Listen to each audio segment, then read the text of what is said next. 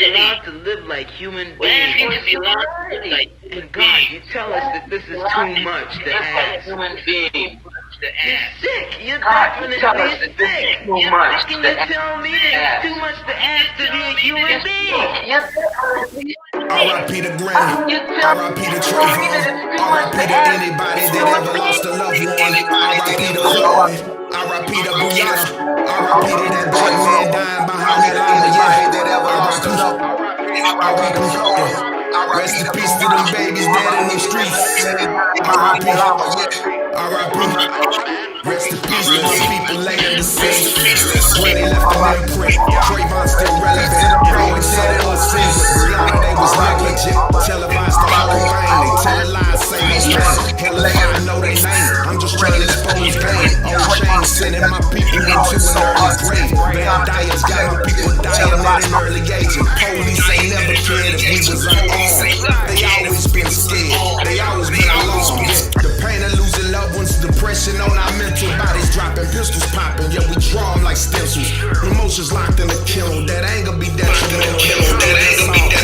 They call us all criminals. Rapping over y'all genitals, shooting at them like hurry.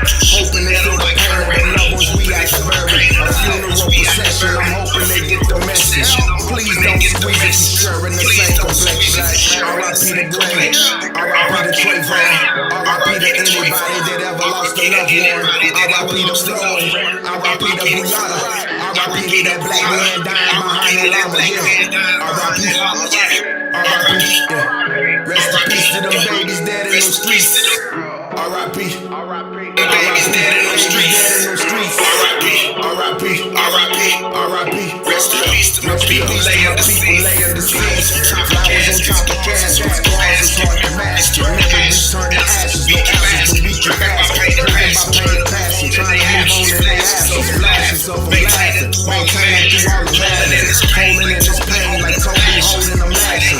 Say they names just to break the chains off of the masses. Caking action, they the blasting, ain't the type to be passing. Got that fire in my bones, so I spit like a blast. Government slacking, look at the way that we bagging. Born a soldier, all the born, so I aim it with tagging. Too many bodies in the streets, laying flat like a mattress. They trying to preach, they trying to connect us all together like magnets. They calling us all savages, but really we captains. That's why they trying to blow all of our brains into fragments. A lot of funeral processions, I'm hoping they get the message. So please don't squeeze if you're sharing the same complexion. R.I.P. to Granny, R.I.P. to Trayvon, R.I.P. to anybody that ever lost a loved one, R.I.P. to Floyd, R.I.P. to Brianna, R.I.P. to that black man dying behind that llama, R.I.P. Rest in peace to them babies dead in them streets, R.I.P. Rest in peace to my people.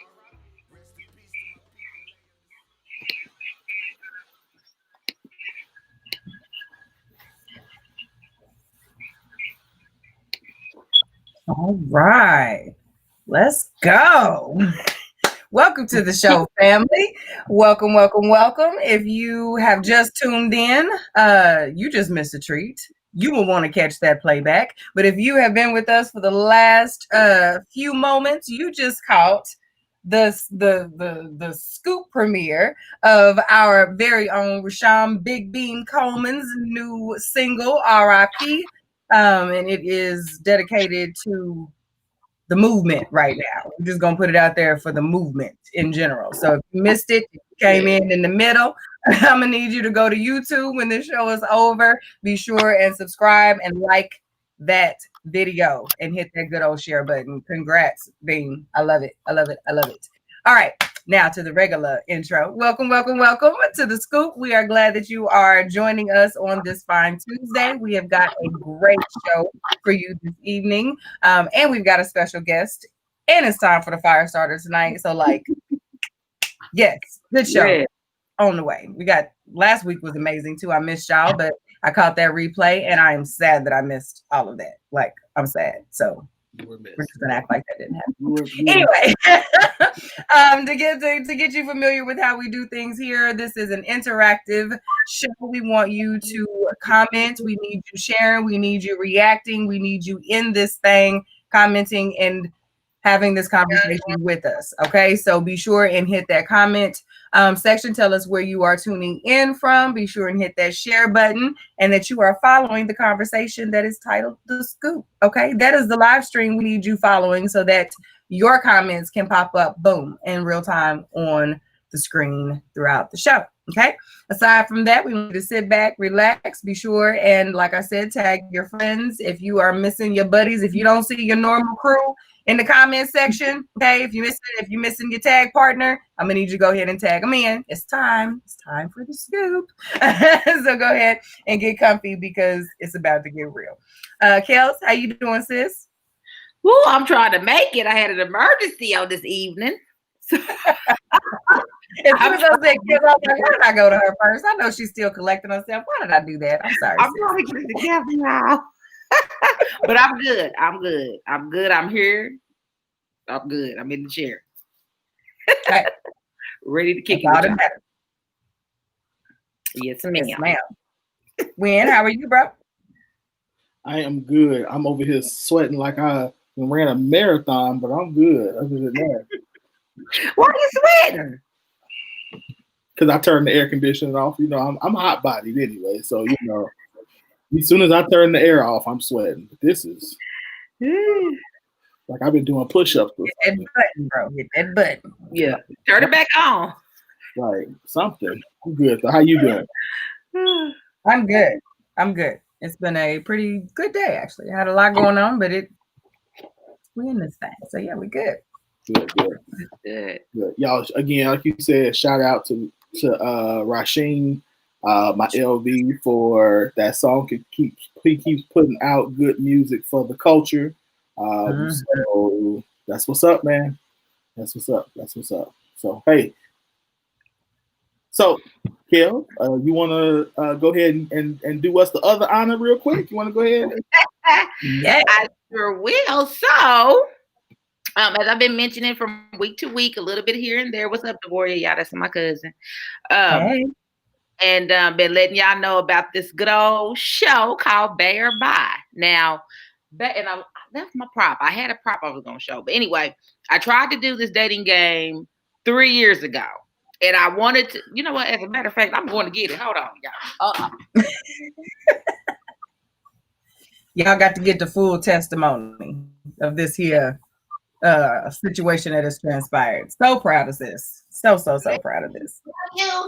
Let them use me. So, So 3 years ago, this is what, Bay or Bye was. Can y'all see that? The dream 3 years ago. That's my testimony. And now I want y'all to watch this little video that's going to tell y'all all about Bay or Bye.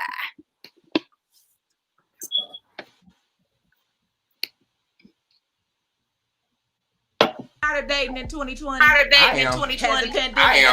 pandemic got you all in the tizzy and the tub? So if your love life is on the outs, like you need to come our show, Bay or Bye. Bay or Bye was as a fun way for us to try to find love for what we call Our real show, people. Bay or Bye. Every time was developed as a fun way for us to try to find love for what we call real people. But what about every time we watch one of these reality TV shows, we got the doctors, the lawyers, why can't we give the them a chance models. at finding But love? what about What that we did was single mama 3, the divorced dad of 2?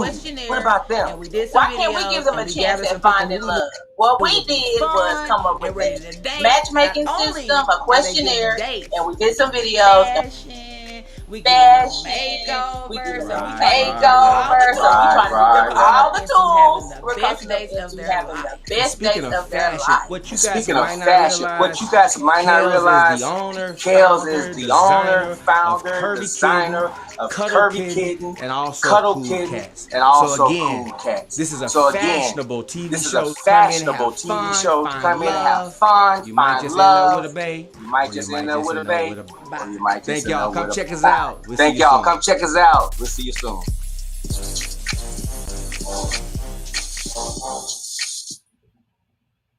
Yes.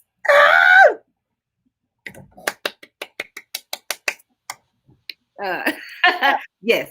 that is Bay or Bye. The first episode will be airing in October, and we plan to have a whole series. So y'all stay tuned. We are excited. Yeah, this is just the beginning. So series and reunion. Very proud of you. It just gets bigger and bigger. It just gets bigger and bigger every day. Very proud of you. Thank you. I'm excited and ready for this ride. What's up? That's what's up. So so you want them to go to the YouTube channel or to the well, I'd rather you go to the Facebook page so that you can follow. It is Kirby Kittens, Bay or Bye. I probably invited you. If you're my friend, and you will get invited if you are one of my Facebook friends. But go to the Facebook page, follow there. We will be on all social media soon, but at least you can stay updated for the little things we're going to have going on for the next few weeks up until October. So that was just a tease, y'all. We still got a lot more stuff to show y'all before we even get to episode 1. So I'm excited. All right, well, I'm gonna put the link to the page. I'll put that in the comments, so everybody, y'all make sure y'all go and do that. Thank you. No problem. Trying to get over there back to get the. I got you. Yay! I'm so glad because y'all know.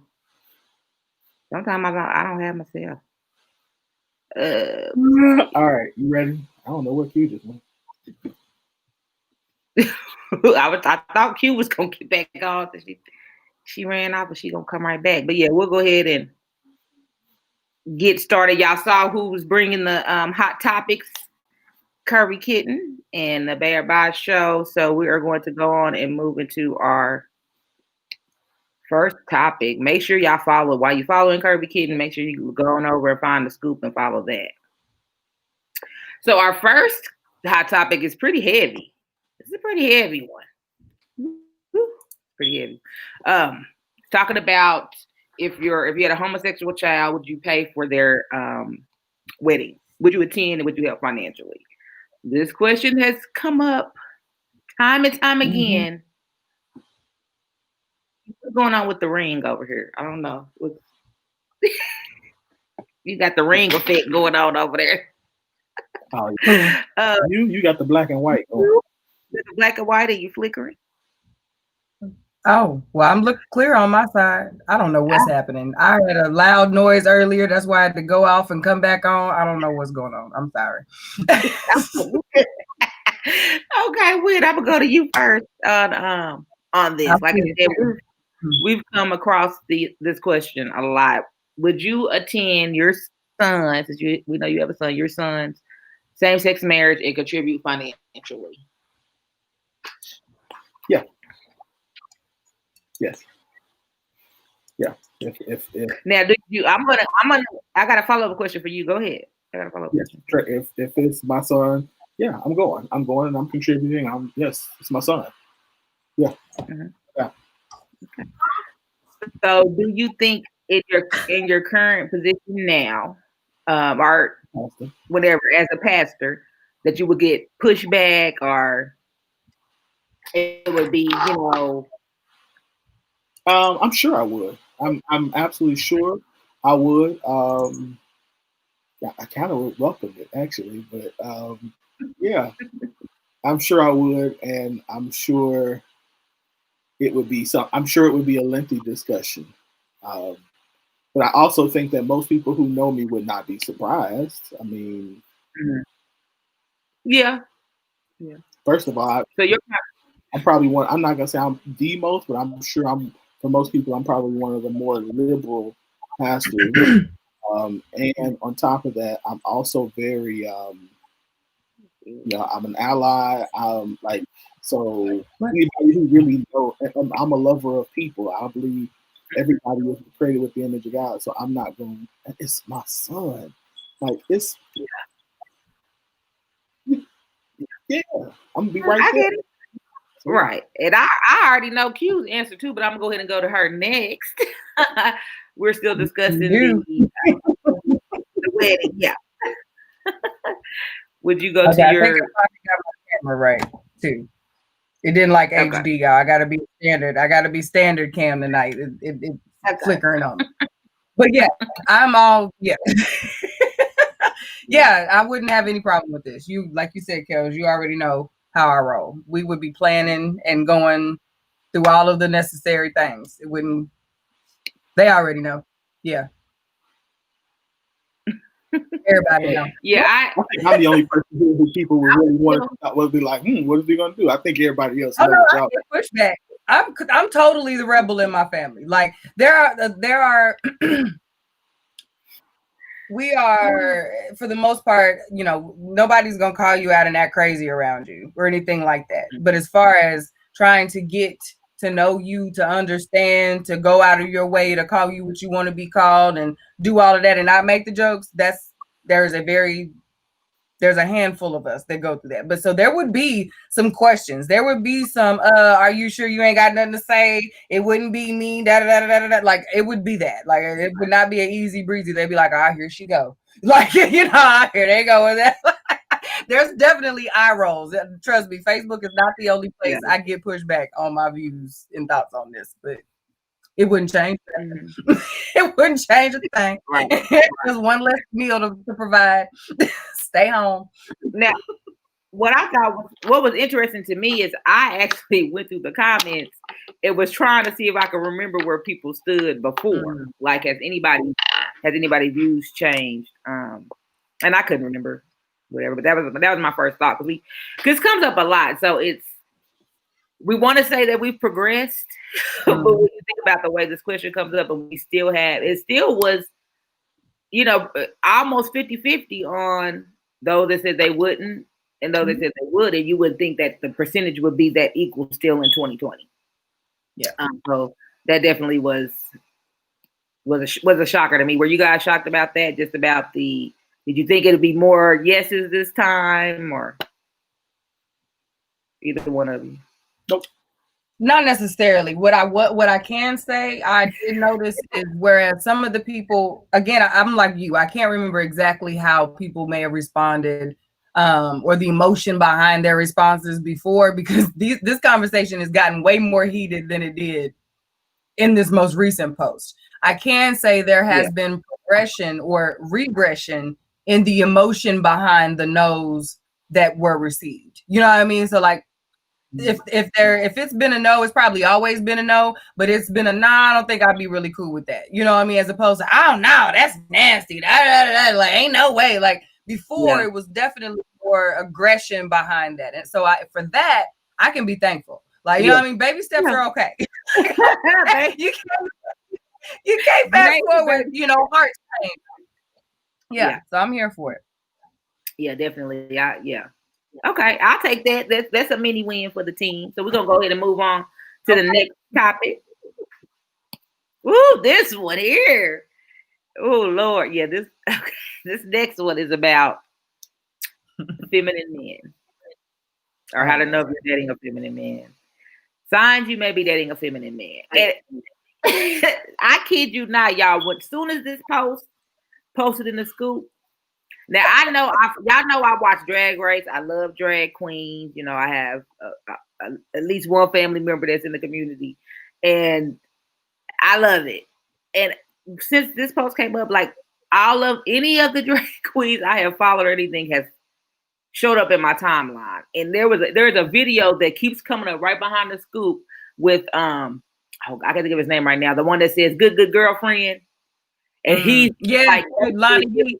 Yes, he's basically giving a list, not the same list. He's giving his own list. So I was like, I wonder why this is circling back around.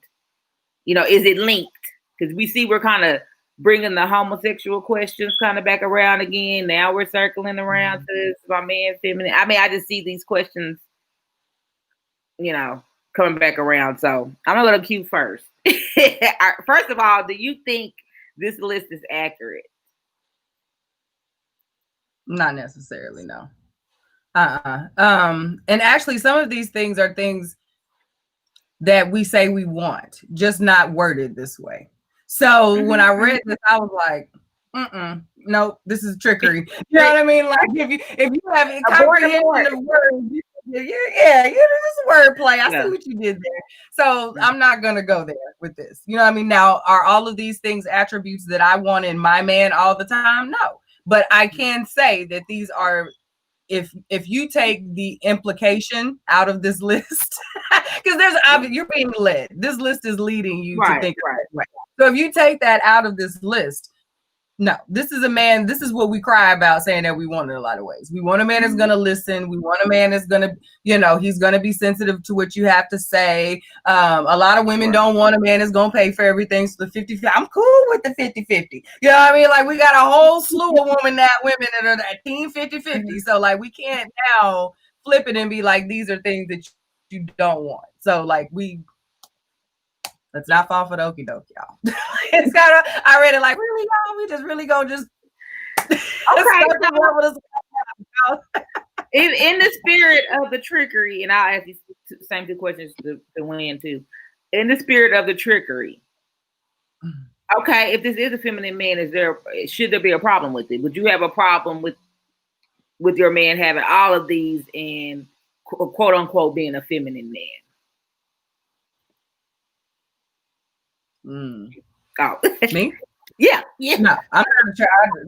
I don't want a man who emotes more than me.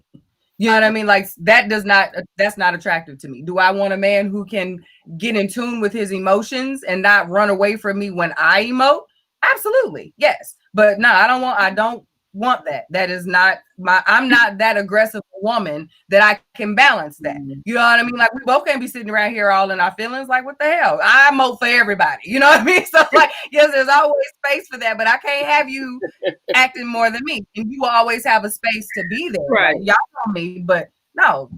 All of this together in one man is not attractive to me. Like, that is too much for me, Shaquilla Willis. Like, I could not deal with that in my personal go home at night man. No. Like, yeah. So Wynn, what do you think about the list as a man? Would you consider the things on this list, would that make you say, yeah, he's feminine? The whole list, no. Some of it, yeah, but I mean, like she said, if this all was one person, I'm like, woo, bro, you're gonna struggle out here. Like, no, I don't think. I mean, if you take them one by one, exception. Like when you look at him, like in certain contexts, like the first one, he thinks he's the prize. I don't have a problem with the man thinking he is a prize. I have a problem with him thinking he is the prize. Just like I have the same problem with a woman thinking she is the prize versus a prize. Like, we all prizes, you know what I mean? So we should be. So I think, but the gossiping thing, absolutely though. Like the guy, I realized, ooh. That's jumped out to me. I was like, yeah, that gossiping. The gossiping, and y'all know I don't like dudes who argue with women. Like that whole one to me, I'm like, I just, in general, anyone, y'all know me, any woman who knows me knows, I got two or three good comebacks within me. And after that, you gonna get hit with the, oh, okay. And then you're gonna get mad at me, but that's okay. I just don't argue like that. I don't understand that who argue like that. Part of it just irks me. Like, how do you have that many words, sir? I don't get that. You really was able to string together that many rebuttals? I give you two. And he's a pastor, y'all. Take heed to that. This is a pastor. They do words, okay? They don't run from words. 2, maybe 3. Then I'm like, okay. And it never fails. I always get, I can't stand when you do that. Well, I mean, like, you asked the question, I gave you an answer. You asked it, I gave you an answer. You asked. Now you're just not listening. So yeah. Okay. So, yeah. Okay. I was like, this sound like if this was my man, not saying I wouldn't have a man like this, and yes, I am half joking. But if this was a guy I was seeing, I would just probably be like, I would have to just pull up to the side and be like, hey, We don't have to keep playing these games. I'll be your beard. You know, I'll make a very good beard. But we have to have a conversation. Let's just go ahead and you know, that's what we're gonna do. You know, let's just be clear. But you know, I don't have a problem with, and the reason I was asking about the problem with feminine men is because I don't have a problem with what we consider a metrosexual, because there are some. I mean, we have kind of evolved. There are some men that have did a mani pedi, and now that's what they do. You know, they like to dress nice. They like to look real, you know, real groomed. And some of those traits are considered to be feminine traits. So yeah, I don't mind a feminine man, but the gossiping and the more emotional to me, yeah, that I can't rock with too much, because I'm a run you over that. I am that aggressive, like. Yeah, just in day-to-day stuff, even I'm like, hey, now get your face together. You know, like with my daughters, I'm telling you, can't be crying all the time. Get it together. You know what I mean? Like, control yourself. So yeah, it's not even just a man thing. That's a person thing. Yeah, true. So yeah, I think I don't know if I remember all the comments on this post. I don't remember any comments that stood out to me anyway. So we'll move on to the next topic. Oh, sorry. My bad. This is interesting, and I wonder how. Huh? Which one is it? Which one is the next about the wife? Wife, yeah, Lord, help him, Holy Ghost. Woo! This is. Hold on. These words, yeah. Yeah. So it says, "Good morning, admin. Please conceal my ID. Help me with this post. This discovered my wife has been building secretly without my knowledge, and she's built 2 houses on rent, which she's put in our 2 kids' names, and even got a promotion at work without letting me know. After I confronted her, she claims her reason for her behavior was because I got a coworker pregnant 5 years ago, and that she couldn't really trust me anymore with anything. And she actually forgave me in front of both families and our pastor.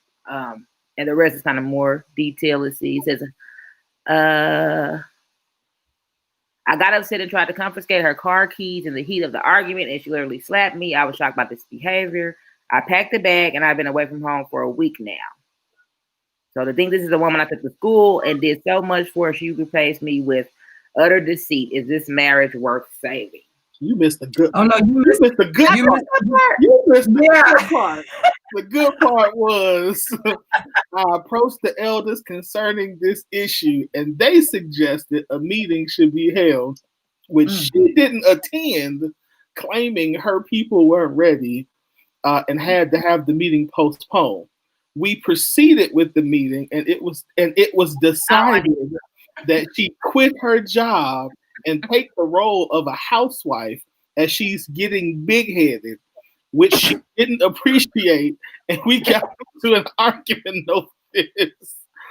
Then I got upset and tried to confiscate her car keys in the heat of the argument, and she literally slapped me. I was shocked by this behavior. I packed it back. That's the good part right there. I did skip the good part. I forgot about I did forget about the housewife thing. I was trying to get the discussion. I was trying to get down to the discussion on this. I'm like, oh my God.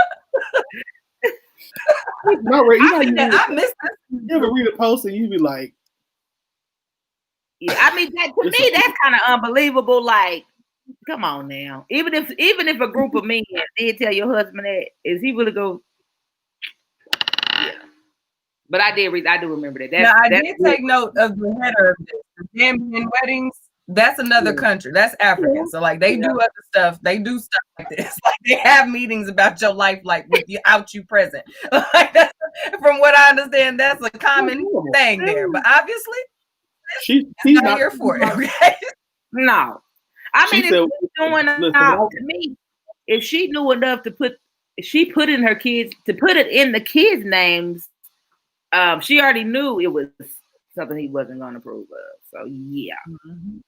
Listen, I don't know why he let you had a whole bedroom She should have left. Now, the only advice that I have for her, the only thing that I can say in his defense of this situation is when he had that baby, she should have moved around. She should not have let them people begged and pleaded and cried in front of her when she was ready to go. She was ready to go.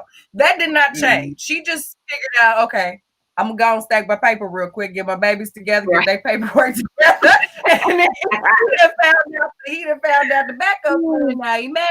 He lucky he just got smacked. He is lucky he just got a slap because he needs his whole.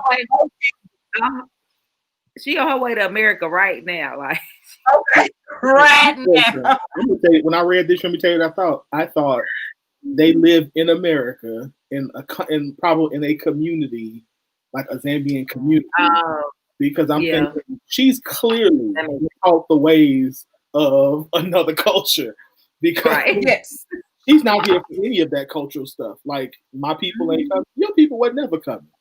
You just you didn't call your people. Your people, people probably the one that told her about the house and put it in the kid's name. So she hey, bruh, I'm gonna tell you. She was with her during that meeting, laughing, ordering the U-Haul and all that stuff. She was yep. You put the house in them kids' name. He'll never know. Yeah, that one is kind of crazy. She got a black American best friend. If she is Zambian, she has a black American not as the best friend. That's who that was. That was somebody named Shaquisha who been kiting checks for the last couple of years. She went to the hood mortgage people like, hey, put this house in daughter's name, not mine, in my daughter's name. Right. They were like, all right, sis. Got you, sis. And she probably told him the story too, and that he done had a baby by another person. He did what?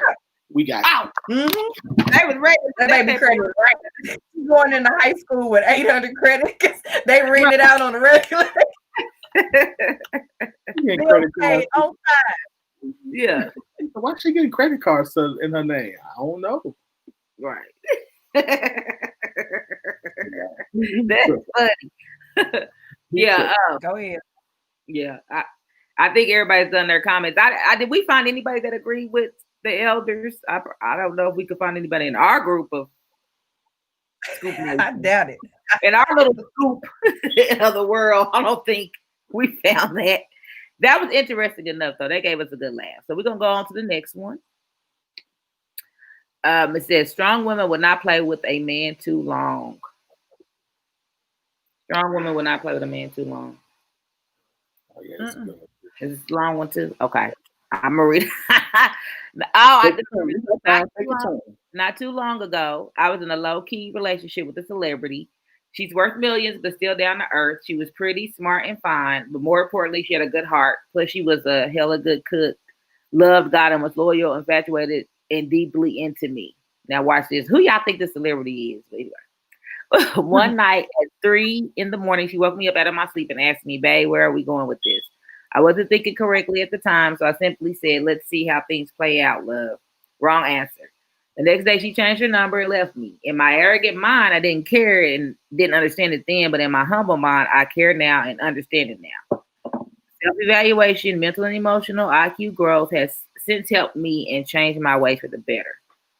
Hopefully, my transparency helps someone's current reality. Moral to this post, when a woman is strong and got it going on, she ain't going to play with a man too long. Okay, Ron.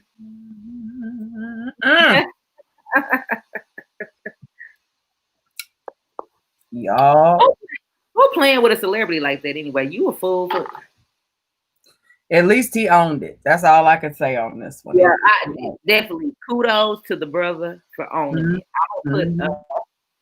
I would put Win on the hot seat. Yeah, you know what happened? Let's see, they ain't even hot. He said, for the men's side of things. No, what do you think about it? Now, do you think you've been in this type of situation? Or have you been in this situation where, I mean, it doesn't have to be the celebrity thing, but just as far as someone out the blue asking you about the relationship and you couldn't give them an answer and losing them? No. This is when we talking about. No. I know. You might as well. You had to throw it out there. I've had situations where people wanted to progress the relationship to progress someplace that I was not ready, and so it ended.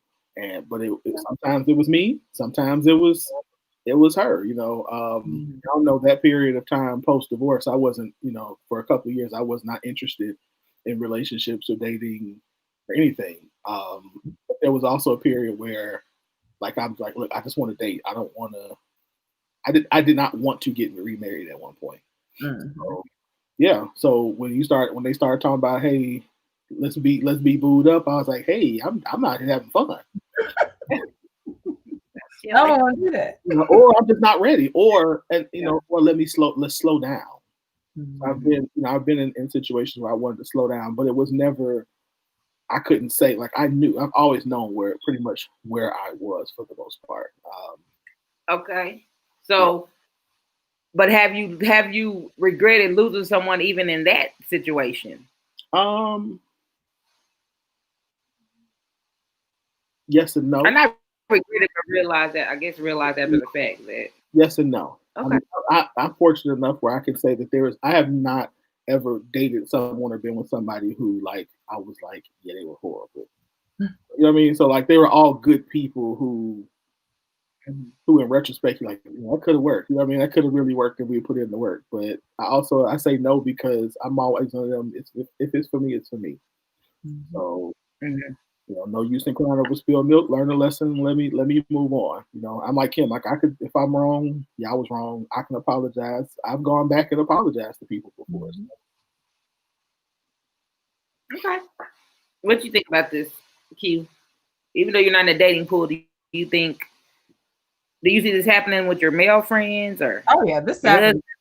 This happens. Yeah. It was interesting to me that on the post we got caught up on the time frame that she woke him up and asked him this question, and I thought that is so small in comparison. Like, you know what I mean? Like, that's not the root of this. Yeah. That's the mansplain right there. You woke me up too early. Yeah. I'm gonna say, if you wake me up at 3:00 in the morning, you might not get my best answer. I'm just gonna throw that out there. Even if you wake me up at 3:00 in the morning, run hand in hand.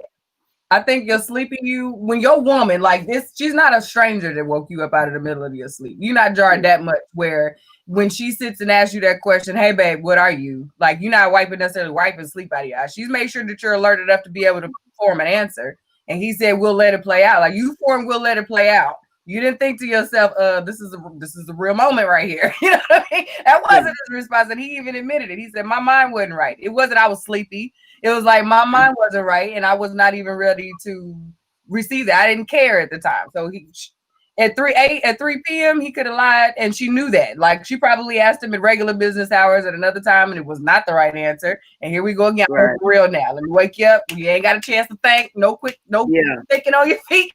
Tell me what this is. You know what I mean? And I'm not mad at that. And I'm not mad at him for owning it and calling it what it was. He didn't sugarcoat it. He gave it all what it was. This woman was dope as hell. I had no reason to not be into her like that. I just wasn't ready. And that's what happens. You better get ready. If you know you got a good one, you better get ready and get ready to let her go.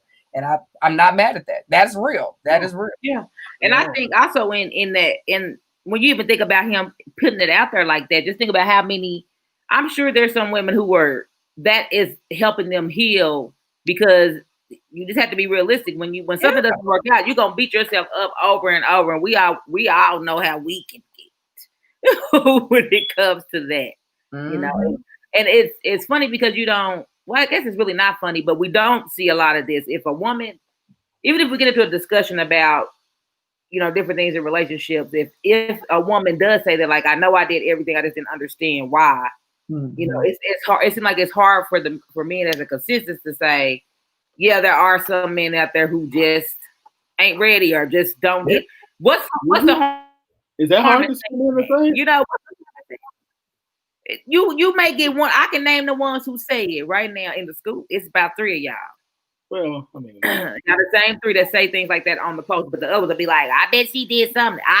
Our women ain't good." No, it's I mean, it's some on both sides. Well, I mean, but when you get to a certain age, I know. Culture-wise, is that a hard thing that you all hear? It's hard for me to say because I mean, I guess I asked that because, of course, if I'm wrong, I blew that, but I don't see. I think that most of the men who I'm in my circle will say that was a good one. I shouldn't have let that one get away, or I messed. Like I could point out stuff that I did wrong. I just don't. So that's I'm. I think the answer to I'm just saying in general. For what Kels is saying, I think men say that they're not ready. They just don't say they're not ready. Like similar to what me and Wynn were having an off-camera conversation before the show started. They'll say you just wasn't the one. You know what I mean? So they'll turn it around on her. So it's still a dude that is not ready. It's you wasn't it. You know what I mean? It's no, not necessarily you wasn't it. He wasn't ready for what you possibly presented. Yeah, you might not have been the one, but it's like that wasn't really the root of it. Because if he was in a position to want a relationship like that, there's a potential he could have made it work. You know what I mean? But there's not it's not necessarily you just wasn't it, because that then puts it back on, well, there's something else that you could have fixed to possibly made yourself the one. And if he's not there is nothing you can morph yourself into unless you just got time. That's the only thing that can magically make you the one, if you're willing to just wait until he's ready, and then he's like, oh hell, she been sit right here all the time. Like, do you really want to do that? And that doesn't always work. You know what I'm saying? Ready with somebody else. So so I think that's where it seems like our culture doesn't take responsibility, because it's rarely, like Kel says, it's maybe a handful of y'all that'll be like, I wasn't ready for that. Like that was more than what I was ready to do. On the flip of the other side of that is she wasn't the one. She just ain't it. She wasn't it. And it's like, bro, but you just gave the whole list of how awesome and how dope she is. Folks is falling over at our door, and it's all she ain't.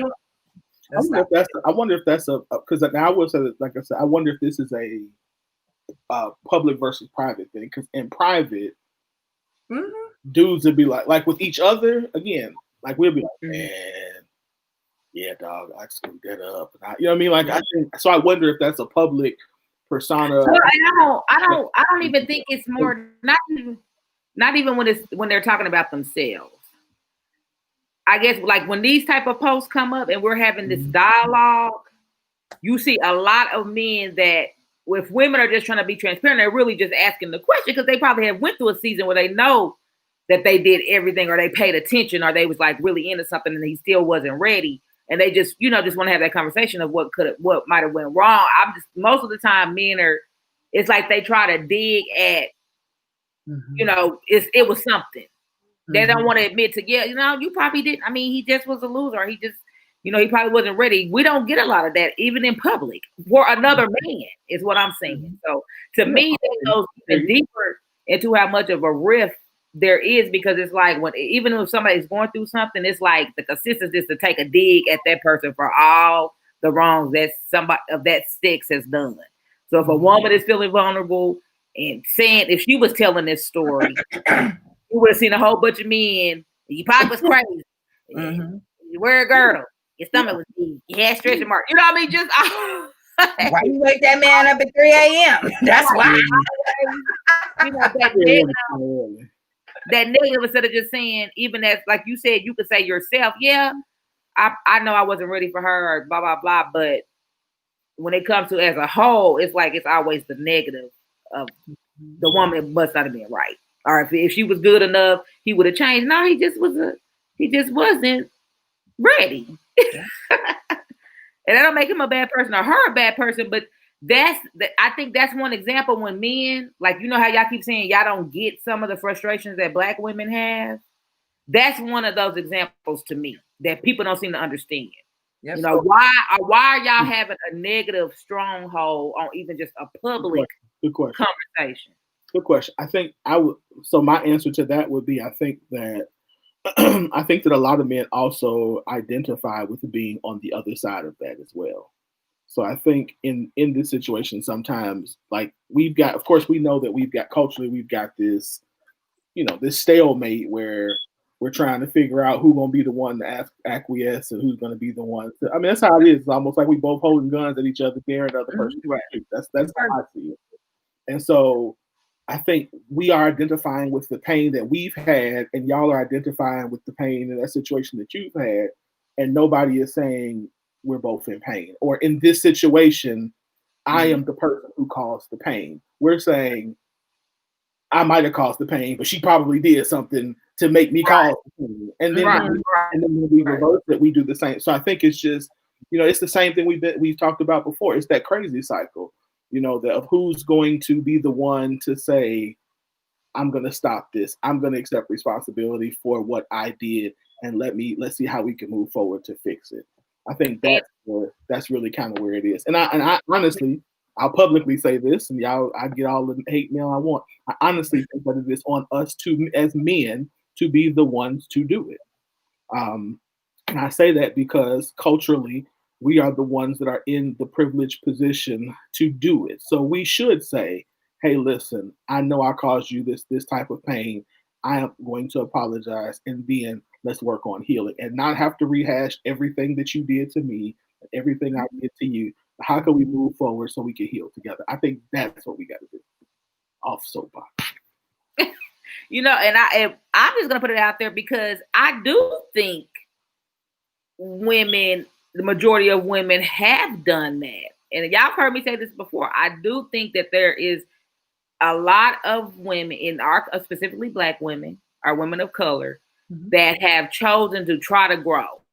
We're trying to think outside the box. We're trying to not be too angry, not be too strong, not be too aggressive. Don't lead too much.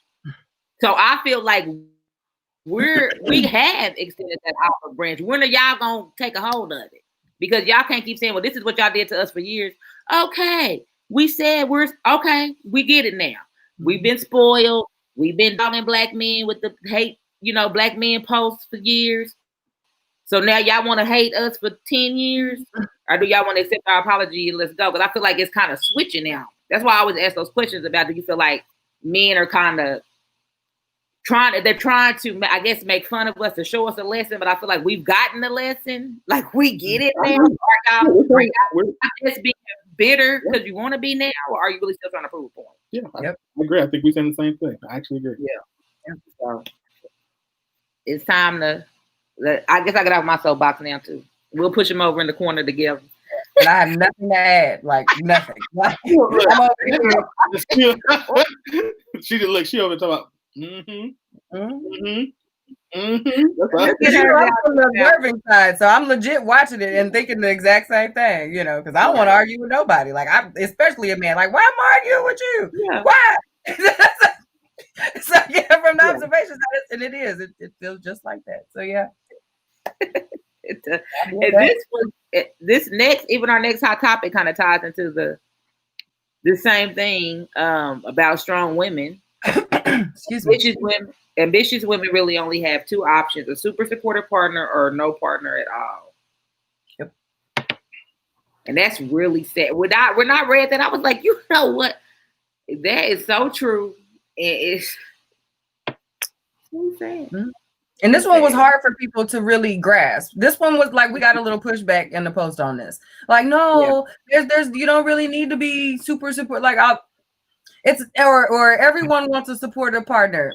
Yes, everybody wants to support a partner, but this is not this. Okay, like there is a very real difference in how ambition is viewed in women and how ambition is viewed in men. Ambition is expected in men. If you are not an ambitious man to a certain degree in something, people are looking at you like you're on the feminine list. Yeah, where's the drive, bro? You know what I mean? But a woman is expected to be ambitious about her husband's ambition. Whatever it is he's doing, then I'm going to be excited about that and supporting whatever it is that he's doing. If it's only starting to become cool here recently that women have ambitions of their own, and it's cool for a man to actually be team my woman's ambitions. So it is a thing. This is a very real thing when it comes to women dating, because if you get a man who does not believe that a woman should be ambitious, or has not been with an ambitious woman and does not know what that really looks like, and switches up, that becomes a problem. It will leave you in a position where you are without a man. So this is not a absolute. I don't think this statement is an absolute. It is, you're going to have one or the other, because if you have ambitions, and you're dating, you need a person who's going to be supportive of those ambitions, or you're going to opt out of it altogether because you got ish to do. You know what I mean? So that until you find a man that's ambitious, that is supportive of that, you will most often opt to be by yourself. So, I mean, like, that is just real. It doesn't sound cute. It's not pretty. It doesn't pat any particular person on the head for anything, but it is real. That's the life that is the reality of our world right now. Yeah. What's your take on it, Win? I agree. And I agree in the sense that two things. So I look at this, and my first thing was I removed women and put men. So ambitious men really have two options: a super supportive partner, no partner. I'm like, that's pretty true for men. So why is that not true for women? Mm-hmm. But then I add the layer to it of all of the things that in a relationship the woman is typically looked to do that I am as a man am not. And so, and the layers, the complexity of her existence that don't exist for me. So, a woman can have, in a very literal sense, a woman does have other options. She can be with a non-supportive partner. She can, but it's going to affect her ambition. Mm-hmm. It's going to drain her energy. And she's going to do one or two things, and that is either lay down her ambition or lay down this relationship. So so you can do it, yes, but the reality is if ambition is important and there are certain things that are important for her, if she understands her purpose, her destiny, then it's either going to be find somebody who compliments me and knows how to partner with me, and that can take time, or I'm going to be by myself. And I think the other thing that I think we have to do is we have to consider that support looks different for everybody. Yep. So the type of super supportive for Kels might not be the same as it is for Q. And so to find somebody who is super supportive in the way that Kels needs it might be completely different from the way that Q does. So that man can still be there for each of you. It's just finding out and cultivating what support looks like. So I mean, and it's not just two options. There is a third option, which is finding another ambitious person. I guess we forget that. I think that's odd because I don't really see. I'll put it this way: in my time of dating, whenever I did meet an ambitious man or someone that I thought had the same interest that I did as far as businesses go and entrepreneurship, it never really worked out. And so I don't know if that's just because it's too busy, people can't make it work, or is it, just like it's not worth it. Both of y'all thinking the same thing, like it's too hard. We're not supposed to do this. But I mean, the fact that women have those two extra layers. I mean, Winfred, you pretty much covered it. That that's what makes it a good discussion, because if you're thinking if most ambitious women probably have lacked in relationships, so they don't have children, they're not married, haven't been married yet. So when it does come to relationship and it's not doing what it's supposed to do, in their mind, they're probably thinking, let's move on to the next one. Just like in business, when something don't work out in business, how you got to like throw it away, put it on, move, go to the next thing, move to the next shelf. There's an element of that too, because we keep trying to separate ourselves when it comes to this is business, this is relationship, this is kids, this is school, or whatever is going on in life, when you're still you in all those situations. Yep. And you'll need a different level of support in each of those positions. Right. You brought up a good point, Kels, to that having two ambitious people and how that doesn't always work. Sometimes when you have two ambitious people, you have to work harder to find out ways to support one another, because you often want to support in the way that you need support. And that's not always the way. It's love languages. You know what I mean? And especially in ambition, because your goal is not always your partner's goal. So like, for example, for James and I, we both have two totally different businesses that we're in, totally different businesses, but we both need different things from each other. You know what I mean? Like what he needs me to allow him to work when he is at his peak creative time, which is usually in the wee hours of the doggone night. Like there is a whole club jumping underneath me from like 11 o'clock until sometimes the time I'm waking up in the morning. But he's created like 4 songs in that time frame that like people are after, you know what I mean? So I need him to be able to do that. He needs me to allow him to be able to do that. Whereas I generally don't like to go to bed by myself. You know what I mean? Like when I roll over, I like to be able to see you there, but I can't be tripping on him in the morning when I wake up because I slept by myself last night. He's downstairs working. You know what I mean? Like, so sometimes he comes upstairs, and he's there with me. And then an hour or two later, I happen to get up to go to the restroom and he's downstairs in the studio doing what he does. That's our compromise. That's the way that we try and, make things happen. There are mornings I'm up at 3:34 in the morning downstairs with 3 KitchenAid mixers going. I'm banging pots around and all kind of stuff because he just went to sleep. I'm tiptoeing around trying to make that's the support. He doesn't trip with me when I'm in full production mode downstairs creating all kinds of concoctions and got stuff going on because he knows that's my creative time. You know what I mean? That's how we balance each other. And I can't say because he's not up with me at 3 a.m. mixing and mastering and labeling stuff. That's not how he supports me. You know what I'm saying? That's not how we do our thing. But to someone else, well, he should be helping you at your shows. What is he gonna do at my show? What is he gonna do with me? Like, that's not how we roll. So this really, it really does. You have to find your balance that works for you and your crew. Yeah. And let me add this last part to it. First of all, I want to say that if you aren't, like, I think the one thing we have to do is realize that you're not a bad person if you're not a super ambitious person. Yeah. Right? You're like, if you ain't trying to, be the CEO of a corporation, you're not bad. Like, that's just not what you desire. And I personally don't understand why you don't want to be that. But guess what? It doesn't make you bad. It just means that you're different. That's the lesson that I am learning. Because I've learned, like, everybody's not trying to climb they're not trying to be Oprah and Tyler, and I'm trying to get right. And I want a jet. Like, I don't care what y'all say. Yeah. I want to land. I want to be like Tyler and have a jet landed in my backyard. You know what I mean? But if you don't want that and you perfectly happy with your life, we have a comment. Go for it. I'm not going. Hey, it's cool.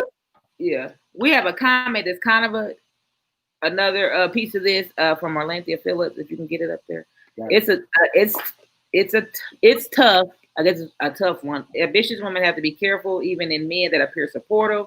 Some can be looking for a sponsor, and women have to question whether it's real or out of a selfish motive. Yeah, that's true too. We've seen so many movies with that storyline. Lord have mercy.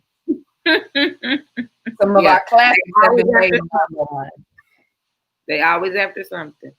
But we're gonna wrap this up. We've got about a minute left, but it took me years to realize that there are issues in, the longest long-term relationship I had when I was engaged. But one of the things that I never got until years after was my push on trying to make him ambitious like I was. I mean, I hadn't even started businesses or anything like that yet. It was just then about stacking money, about going to work at different jobs, 2 jobs, whatever you got to do to be making a certain amount of money, that kind of thing. So going to school, trying to get them to go in school, get them to do this, and that. And I just didn't understand it. I'm thinking, you just want to be a bum. But no, I was just, this nerve nagging them, so. That's a different level of ambition. And that's right.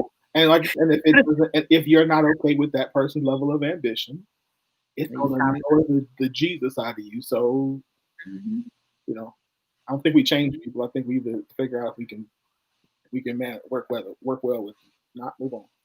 If we can carry their baggage. And with that, I'm gonna wrap it up with that. Are they bags light enough? Heavy. Baggage sounds so heavy. I mean, I need to carry a scale around with me. Like, hold on, bro. What are you bringing? I'm calling Southwest right now. We got a 2-bag limit, like Southwest. Put your baggage up here. Put your baggage up here. Let me see if I can. Nope, I can't. Sorry. You exceeded the limit.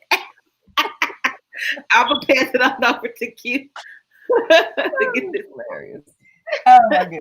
I was watching a comedy show not long ago where the lady was talking about she was with her, they were going on a trip, and she said that her friend had packed more bags than she had. She had packed more bags than she had arms. And she was like, hold on, baby girl, you got more bags than you have arms. Who's supposed to carry all these bags? That's exactly what I thought about when you said that. Like, well, I can't carry all that. Anyway, all right. We're gonna move right along into our second half of our show, which I'm super excited about because we have a guest. Y'all are the only ones that get a guest this month on the show.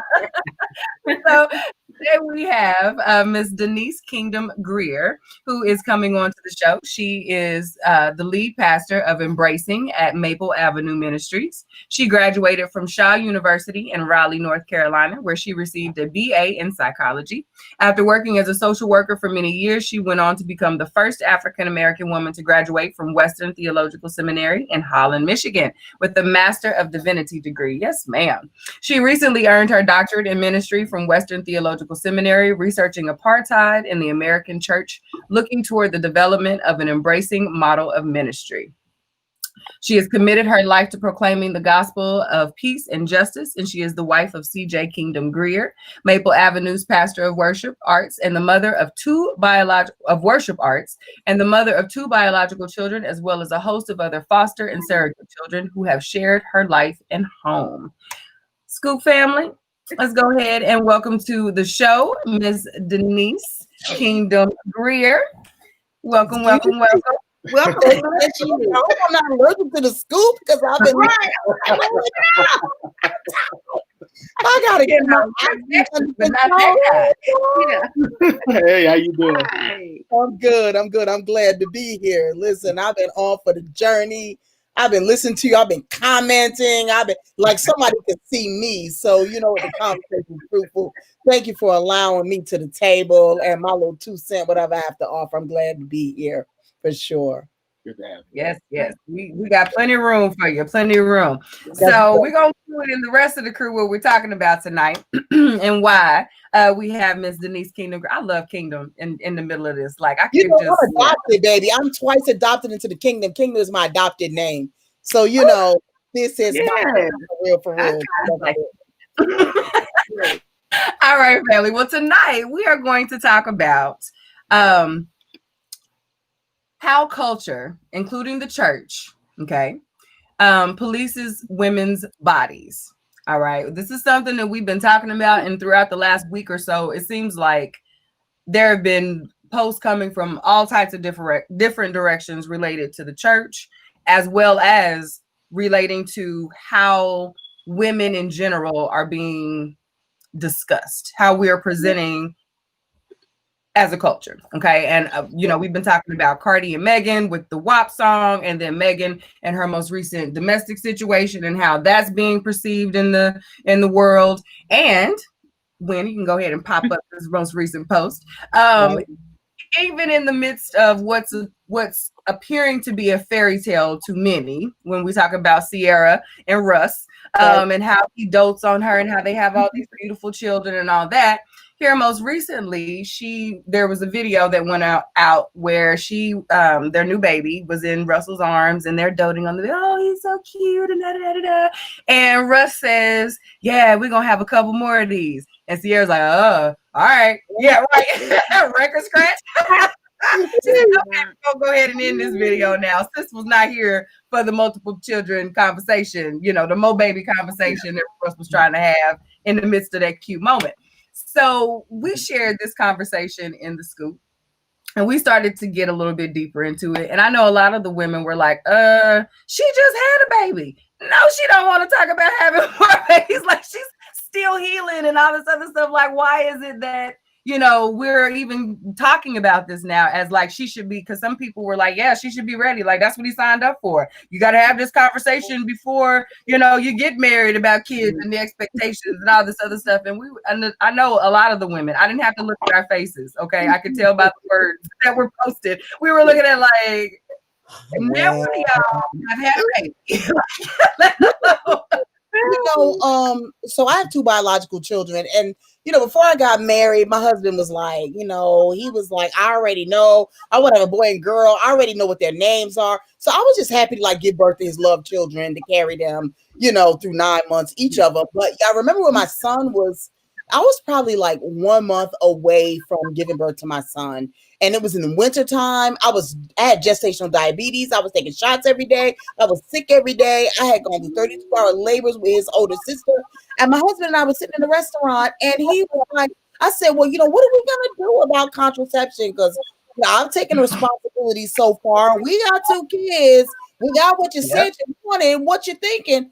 And he said to me, well, I was thinking we could have one more. Let me tell y'all something. If I could have got, if it wasn't wintertime and my ankles wasn't swollen and my uterus wasn't stretched to the maximum, I would have walked home. I was so furious. And I was like, I guess you would. Right? The crazy thing was like, that wasn't the time, brothers. There's a time for everything under the sun. There's a time to talk about having more babies, and there's a time to shut up and it was not the time. But what was crazy was my husband ended up after I had my son and we kind of got over the whole postpartum stuff, he just went ahead and scheduled a vasectomy. So all of a sudden we worked at the church together. So all of a sudden the secretary says, oh yeah, your husband's doctor called. I'm like, what did the doctor want? He's like, oh, I was going to surprise you on Wednesday by having a vasectomy. At this, I'm like, what? Because at this point, I was ready to have the conversation. You know what I mean? So 2 biological children, and maybe would have had 3, you know, but he just kind of shut down the whole thing and was just like, okay, well, you said when you were 8.5 months pregnant and blah, blah, blah, that you were done. So I just assumed you were done. And so, surprise, happy Valentine's Day, or whatever it was. I'm going to have a, you know, and so, I mean, I think there's a time for the conversation. It is not 9 months into pregnancy. It is not while we're still nursing and postpartum and cancer and trying to figure out how to adjust to a toddler and a, you know, an infant, or trying to adjust to the newness of what it means to be a mom. That's just not the time to do it, you know. But I think as it relates to the, you know, the policing of women's body, which is really what I was excited about in this conversation. I mean, I've been thinking a lot about 1 Kings chapter 4, the Levite and the woman they call the concubine, and the way we even talk about her, you know. And so in the ancient world, the idea of concubine, it wasn't as simple as we think it is. She could have been a girlfriend, she could have been a sex slave, she could have been, you know, a lower wife because of her standing. And so the way we even talk about women in the biblical text in relation to our sexuality and the ways that we show up in relationship is so diminishing. And so then that automatically gets transferred over into how we live our lives. And so all of a sudden, we don't have a say over our sexuality. You got Tamar, who was raped by her own brother, who just disappears in her brother's house. You know, you've got the woman who's allegedly caught in adultery, but no man is there to have committed adultery with her. So our hermeneutics, when we approach the biblical text, immediately diminishes our experience as women and tries to then create a narrative that moves us in a direction that might not necessarily be true to who we are and how we show up in the world. It's problematic. I have to agree. Yep. I see Wynn's eyes are thinking. Look, I feel like in this conversation, I'm supposed to listen. So I'm just kind of like, I'm just talking. Not me any minute. I do have a question. Yeah, baby, go ahead. I do have a question. So as we're talking about it as it relates to the church, when we started talking about policing women, it made me think about, I grew up Church of God in Christ, grew up Kojic, and I just remember my mom still practices all of the rules that were just set aside for women, like a whole handbook on women. I remember asking about why I couldn't wear short sleeve shirts because we would get, if you didn't wear your, we had these t-shirts we had to wear. They were short sleeve, but we had to wear long sleeve t-shirts under for our youth group purity class. Mm-hmm. And I remember asking, why do I have to wear this long sleeve t-shirt under this short sleeve t-shirt? It's hot. And my mom, I remember her telling me like after church, I was like, well, what does it mean? And she was like, well, because the fold of your arm, it can be looked at as sexual. I said, the fold? I'm like, what fold? Like this. So like, that's why they didn't like for women to wear short sleeve. I was like, who was even thinking? Oh, man. I was 12, 13 years old. And I mean, I remember my mom, like I remember her showing me, and it's just been etched in my mind. I thought that was just, I'm like, that is just really crazy to me. Right. That someone with that much thought to make that a rule. So, we've had a lot of responsibility as women, and I particularly would say Black women because that's my concept, but we've had to take a lot of responsibility for men's behavior, misstepping, misreaching. And I remember when we were talking about the whole church too, right? And the whole thing. And I remember one of my friends posted something and she was like, you know what? We can teach our daughters how to avoid getting raped or how to avoid being sexually abused. Because that's been a story, right? That's what mom was trying to help you from. Like, we don't want your arm, your leg, or anything to invite somebody into something that is going to miscommunicate, something that's going to lead you into violence. But what we haven't had is the explicit training about how to teach our boys not to rape. Yeah. Not to violate. To be able to say you cannot yield to your flesh. Your fleshly desire might be to do thus and so. So this, in my experience, I've been in a Baptist church, I've been in a Church of God in Christ, and and in Pentecostal churches, and AME, and now I've been in a Reformed church. And in my experience, it's been all about trying to tell women how not to be violated, as opposed to trying to tell men how not to violate. And I believe that's the season we're in right now. We have to be in a season where we need to teach our boys at the very youngest of age the difference between sexual play and sexual violence. We have to begin to teach them at a very young age about what the Lord requires of them or desires of them as sexual beings as well. And then I think we have to release our young women, older women, old women to be able to live into the fullness of our own sexuality. Because, let's be honest. So when we think about the biblical text, Mary was like 14 years old when she was with Joseph. So this whole ring till spring in college, this whole I'm going to wait until he's got a good job or until I got my degree or until I have enough money to have a wedding, none of that is biblical. So we just threw the Bible off the table with that little hot mess that we throw on Saturdays at 1 o'clock in the afternoon. We just threw the whole Bible because none of that is biblical. Right. And as a matter of fact, from a biblical standpoint, there are two things we got to wrestle with. One thing is the fact that women didn't necessarily get to choose their spouses. Right. The second thing is that polygamy is a real thing. Yeah. And is also sanctioned by scripture for good reason. And so I don't want to get into all that. We have another show about that. But the point being that we have developed all of these practices and these ways of operating and living that police women's bodies that are not based in the biblical text. Because if they were, there would be a lot of choices that would be diminished. And no one would adhere or agree to that at all. So I'm glad that you brought that up. Because right now, I'm I'm the resident non-grown up in the church person on the panel. So I always try and relate these types of conversations back to how they're relating to the rest of the world right now.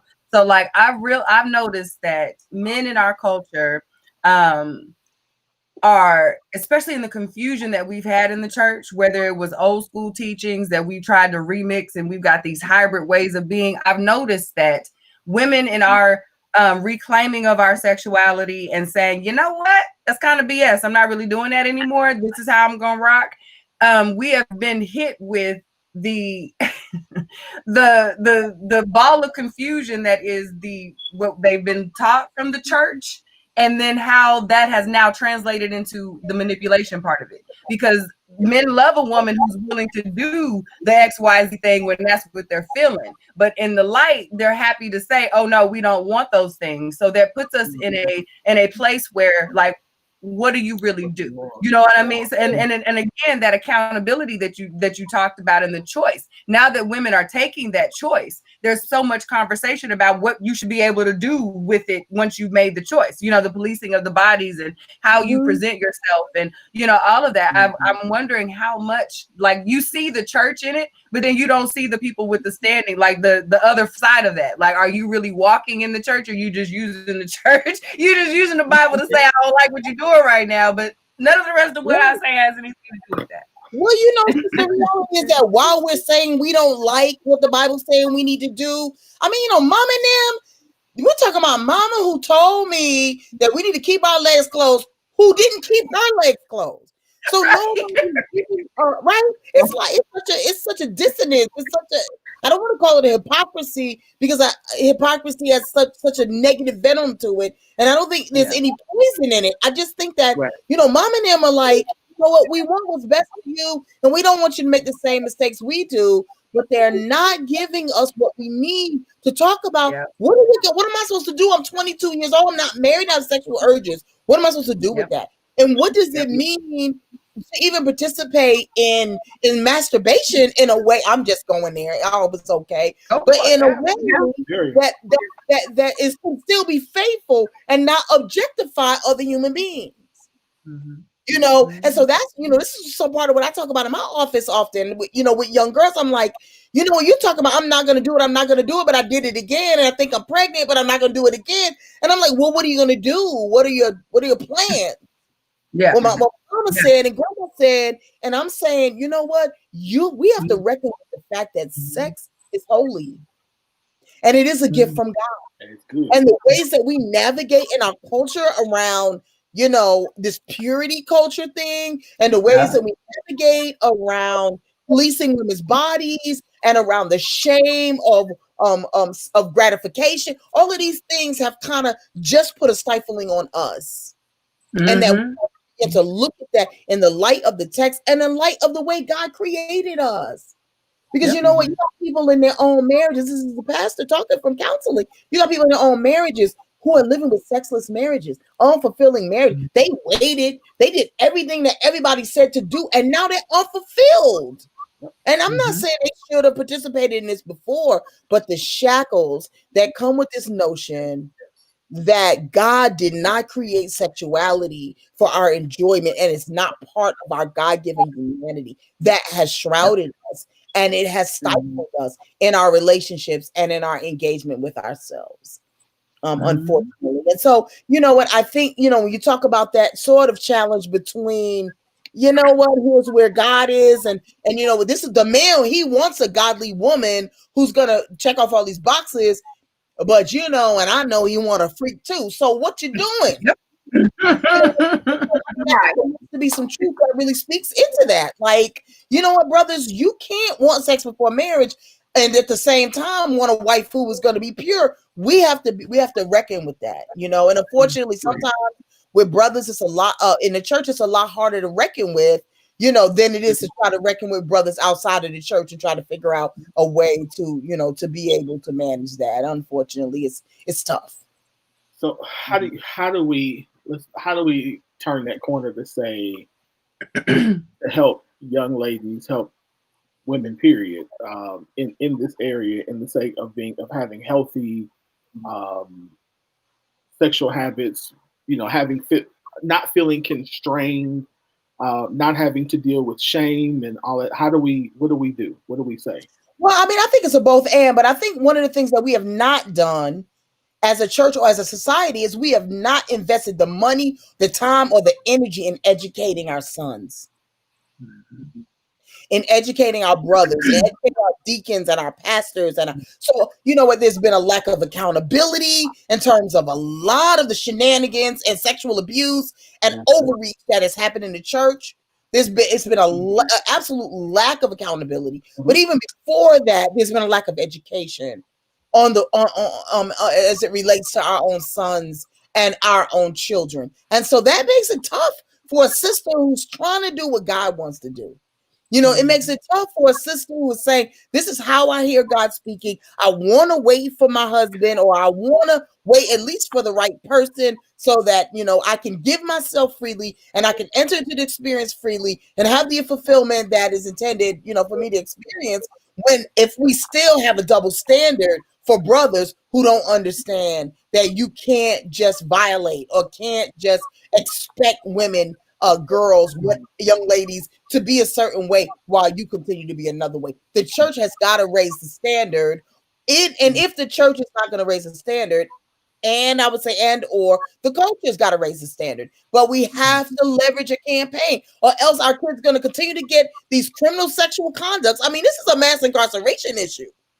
You know, we've got boys who are experimenting with these young girls because they're volatile, because they don't know honor the bodies of these young women, you know? And so it's a mass incarceration issue. It's a spiritual issue. It's a relational issue. We need to leverage a campaign that is going to embrace our sons, our little brothers, our little cousins, our whoever, and say, listen, we need to come to an agreement about how we're going to honor our bodies. We need to come, if Black men had the same sort of communication or similar communication about honoring their bodies that Black women had and other women, then I think we would be having a different conversation right now. But there's just not been such a conversation. So I have a question real quick. People want to do what they want to do. I mean, I think men have wanted to do what they want to do. And they don't want to police other men's bodies because they don't want to do it. Yeah. So I have a question. You mentioned that we've got to start with the education piece back, like in church. When we asked about how to, like, do we start to change that? How do we start to shift that? Do you think the fact that women have not been offered or been given leadership space in the church has caused because I've noticed that it seems like women are given caretaker roles where, you know what I mean? They're over nurseries, they're over Sunday school, they're over things like that. But often the girls go over here with mother such and such, and then the boys go over here. Very rarely, unless it's like some vacation Bible school situation, do you get to come together and have a collective conversation where there is a leader as a woman and a leader as a man to be able to bounce those ideas and those things off of each other and correct that where it's the double standards are happening. You know what I mean? Do you think that is something that should change to help fix that? Or I know like there's not a lot of leadership as far as they can speak in that space. Absolute pushback from it for, from theological reasons, biblical reasons, or whatever. But I think you named something that's very, very critical and important, because in my experience and my observation, I'm just going to say it for what it is. I think the reason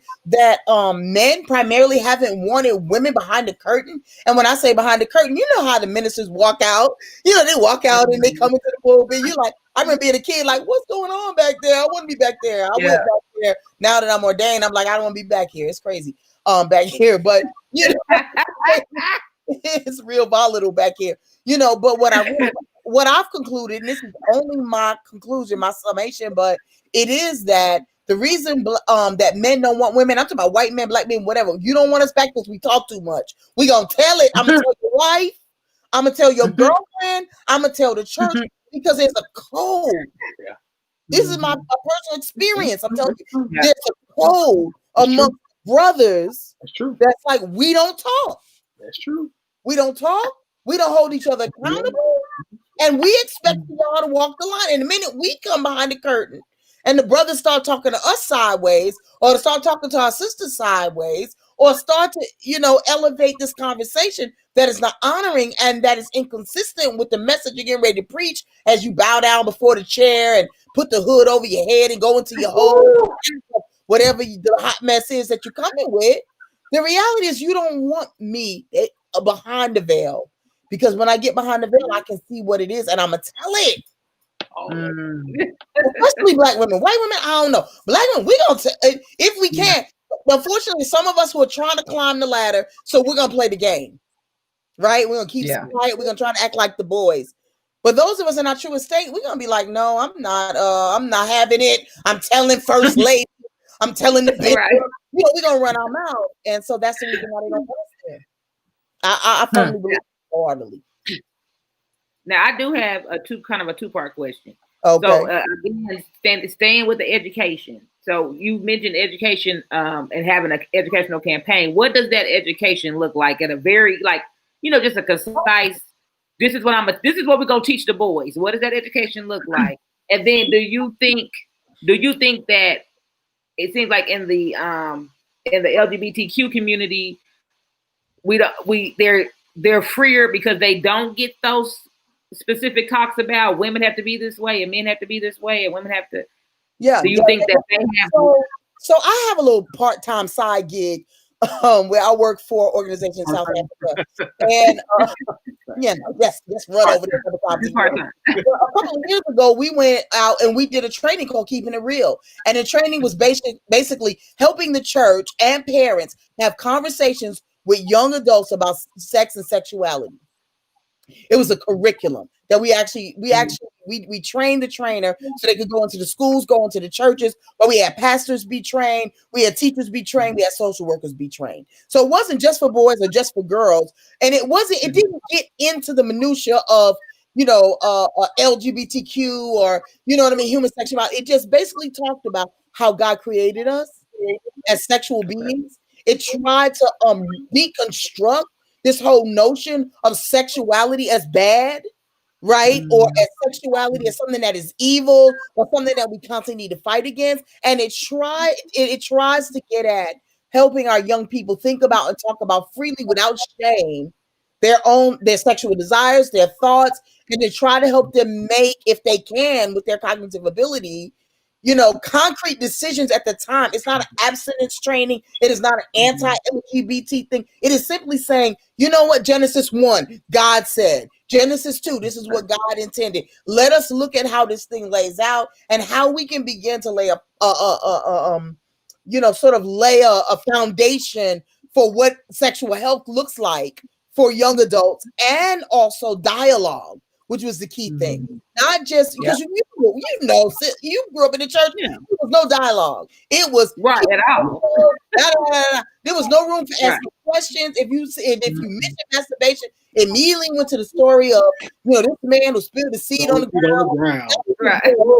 Had nothing to do with me, and so there was no conversation. And so I think the big thing that we tried to offer was this element of dialogue, trying to help parents enter into it, talk about what their parents told them about what served them well, what didn't serve them, what have been the messages that we've heard, and what are the messages that are missing, and biologically, what's going on in our body. And so it's really, the key is really the dialogue more than the instruction, because the instruction gets so easily into sort of two camps of, you either do this or you either do that. And we're human beings, we're not either or, we're both and you know what? And so as we enter into this life and wade into this water, we wade into it with the reality of what God desires for us. We wade into it with the desire that we're created in the image of God, that we have a right to dignity, that we have a responsibility to love our neighbor and not to exploit them with our imagination and all of the things that we can get into. So there are a lot of things that we have to be taught that we haven't even been taught because we haven't even begun the dialogue. And so that's really what my experience has been, and what I wholeheartedly believe. I say sign them up. What was the response in this training? Was there it's interesting because South Africa, is really a lot, in many ways, more progressive than some of our congregations here. But let me tell you, I was so elated because we did the training in August a couple of years ago. And by the time we returned home, 10 days after I returned home, they were already implementing the training in high school. They were sent, the same people who were sitting in my class that I was facilitating, raising their hand, asking questions, were within 10 days already the ones facilitating the curriculum that we gave and had students raising their hands asking the question. Some churches were very eager. I mean, we're talking about apartheid, we're talking about HIV, AIDS, we're talking about people who none of us had time to waste. But I think that what my little village in Botshabelo in the Free State of South Africa, one of the things that they've come to realize is that we don't have time to waste. That our kids are being swallowed up in the balance. And so they came to me and my team and said, This is something we need. And we went back and did the work, put the curriculum together, found the person who had it, brought it back. You know, so I'm not selling the curriculum, but I'm just selling this idea. I'm not selling anything, but I'm just promoting that the dialogue is what's key. We spent more time, y'all. I know we got to go. We spent more time in our training learning how to facilitate dialogue with young people than we did on the content. How to be good listeners, how to listen actively, how to share from our experience without letting our experience override the conversation. I mean, all of this is just a new way of thinking. And I think at this season, we need to focus on our young Black boys so that we can begin to change the trajectory of things for the sake of the generations to come. Yep. Yeah. I love it. How can we reach you? How can we connect? Tell us how the people can be in tune. You can find me on Facebook, Denise Kingdom Greer.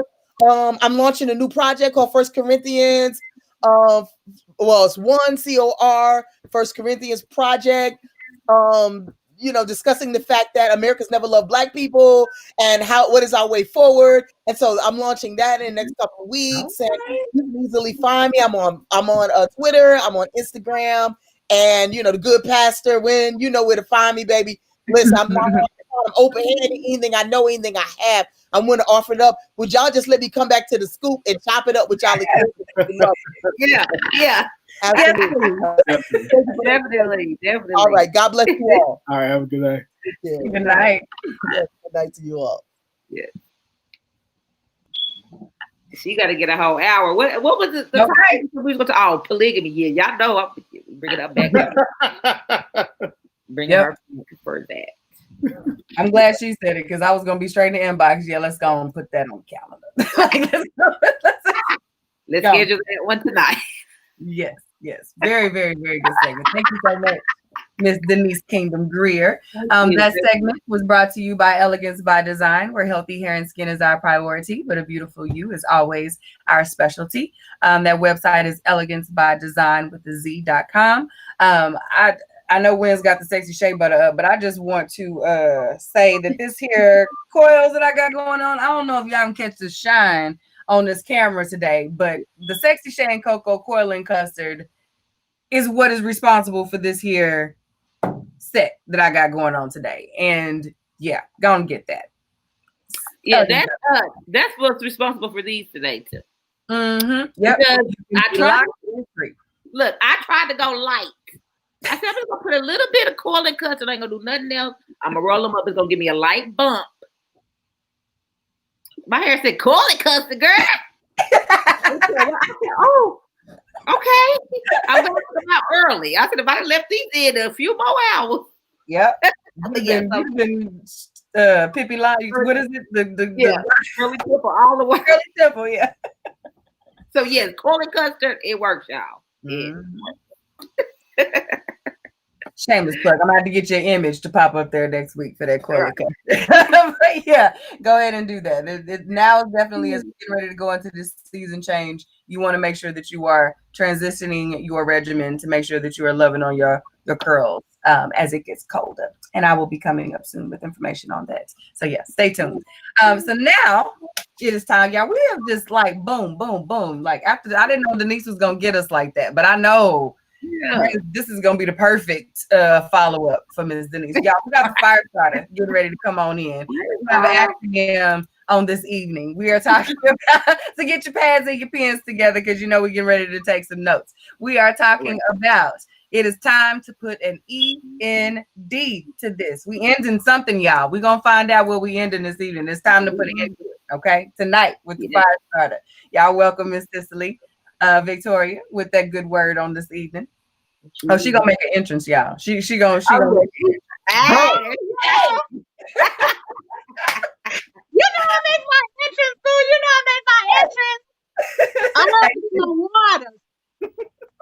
See, she got to get us ready. We don't want no parties tonight. Okay, get it ready. I have to get my vitamin waters. I'm sorry, y'all. What up, y'all? What up, squad? What's going on? Y'all miss me? But of course. I miss y'all. But of course. I miss y'all. What up, QEQ, Kelly Cows, Winnie Win? What up? Scoop Nation? Happy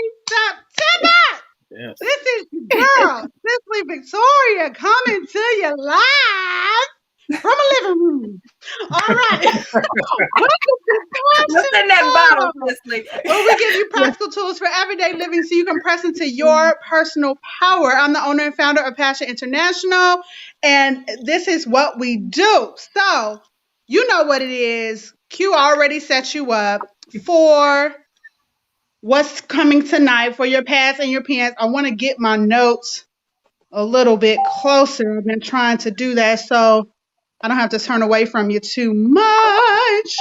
Time to put an end to this. It is the 9th month, you all. It is September, and it's time to clean house. It's time to take an assessment. It's time to take an assessment. Pop quiz. Let's see how y'all are doing, okay? Time to put an END to this. So, listen. And Q was right, y'all. I checked the clock. That's why I wasn't here. Like, you know, when she go, I'm like, I'm usually coming in at 9:40. They were on time. I'm like, what? Okay. I learned recently that the number 9, you all, is symbolic of endings or the elimination of things that no longer serve you. So being that September is the 9th month of the year in the Julian and Gregorian calendar, and in some regions it is recognized as the spring season, so it still can be considered spring cleaning. So we're going to talk about cleaning house for this Passion Talk, and when can you determine that it's time to put an END to this. All right. So 3 simple, as you said, you know, you see my acronym is only 3, right? But they're pretty dense within. So yeah. And we're going to take a slightly different approach tonight in regard to, it's going to be kind of symbolic, going to be kind of metaphoric, you all. But I know that, you know, I'm talking to deep ones who can track with me, right? Mm-hmm. And we're going to be able to associate the natural and kind of, I'm going to give you some facts about your body, and I'm going to give you using nature to cause you to understand some things that also may be occurring in your life, because really these things that I reference can pertain to all living things. So we're going to get a lot of extra knowledge that you'll probably never need, but you'll be able to appreciate because you'll be able to use it towards your own situation. So 1, the E stands for enough is enough, okay? So when it's time for you to put an end to this, number 1, you put an end to it when enough is enough. What do you mean, Firestarter? Listen, let's start with the definition of enough. So enough is as much as is necessary in the amount or the degree needed, right? And then enough is typically used in our Western civilization, particularly being known as much as or more than it's wanted, right? So you've heard it saying, it's a common catchphrase, you know, enough is enough. I can't take it anymore. That's it. Enough is enough, right? So I did some research concerning our Passion Talk tonight and some of the things I want to touch upon. And I found something very interesting I want to share with you. So this enough is enough concept came from John Haywood, and it was a proverb that was obliging enough also to include the first usage of enough is as good as a feast, or which he implies as even an older proverb. But then at this stage, enough is enough, what he meant it to mean was that enough is good enough. And we typically don't hear that part. So as he created this and we, you know, turned it around for our good, like we typically do, right? But he didn't mean, you know, enough is enough, I'm fed up, as we know enough is enough to mean today. He meant enough is good enough, meaning we don't need more. And so this was, you know, quite intriguing to me. So I dug a little further and then, you know, came over to a Western dictionary, and in the Collins Dictionary, it communicates that enough is enough when you want something that is happening to stop, right? So we have on one level, enough is enough, meaning enough is good enough, it's sufficient.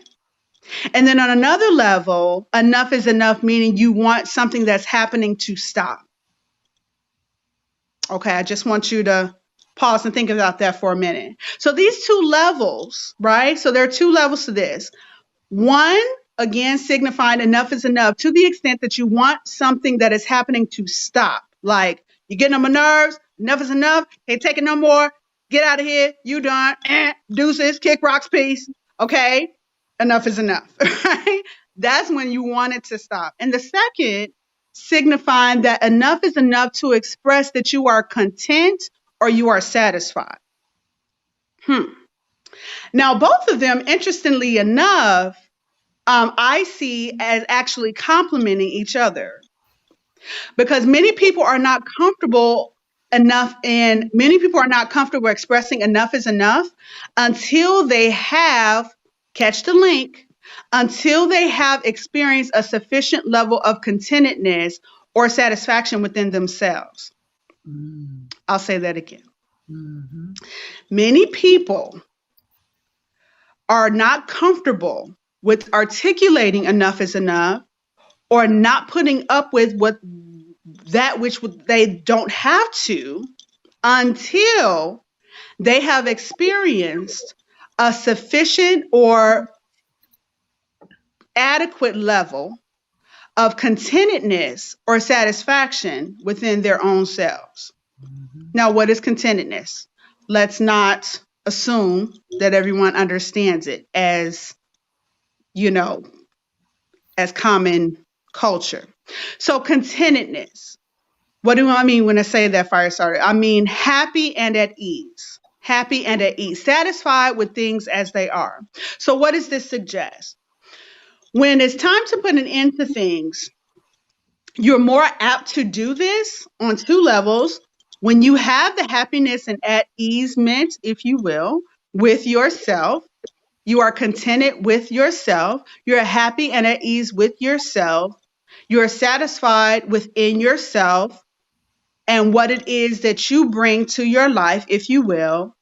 Ergo, you're not willing to put up with what it is that you want to stop, right? So what does that suggest on the flip side? People who are not happy with themselves, not at ease within themselves, are not satisfied with themselves and what it is that they bring to their lives, are more apt to deal with things that they want to stop, but they will not have stopped. Okay. Because for them, enough is not enough in that regard, because they don't have enough.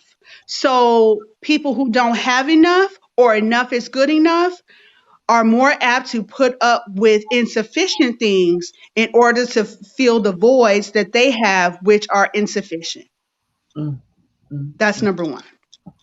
Enough is enough, okay? I know I'm taking you to a place, all right? Just journey with me, check with me, okay? 2, time to put an end to this. When do you put an end to this? When nothing is growing. Okay, the end is for when nothing is growing. In other words, it's stagnant. When is it time to put an end to this? When nothing is growing, when it's stagnant. I want to give you the definition of stagnant. I was so, just informed and educated when I was digging into this and looking up things, and I hope that you take these epiphanies away too.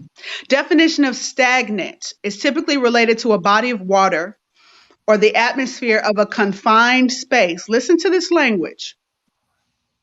Designated to a body of water or an atmosphere of a confined space. Confined is small.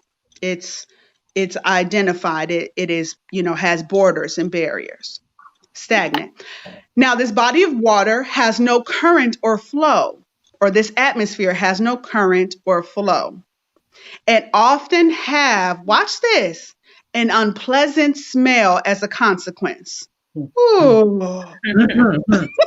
This atmosphere of this confined space has no current or flow and often has an unpleasant smell as a consequence. It stank, y'all. It stank. Now, why does it stink? It's foul from standing still. Now, there is a place for stillness, okay, with purpose. There is a place for that, okay, for stillness with purpose, and typically it's to recharge, right? You can't be constantly on the go all the time. We're not talking about that type of stillness. This type of stillness is different in that it's a stillness because it's stuck. It's a stillness because it lacks purpose and it has no purpose to move. Huh? So I take a jump in a journey to Sir Isaac Newton, who said that an item, if you will, or an entity that is at rest is going to remain at rest until there is an impending force that acts upon it. So basically to push it out of the stage of rest, because if it's too much at rest or stillness, then it's going to be stuck. It's typically going to be stuck. And it's still because it is stuck. Now, I also thought of the illustration of, flowers, right? And when, your man gets you flowers or significant other gets you flowers and they're fresh, and most of them have not bloomed by this point. But so you get your vase and you put them in water, and yes, vase, I'm bougie today. So you get your vase and you put them in water and they're beautiful, right? And you're looking and you're waiting for them to bloom. Great. Okay. So they're all at bloom. They're all, come to bloom and everything's beautiful and you admire them and it's so great. You try to hang on to those blooming, beautiful flowers as long as possible, right?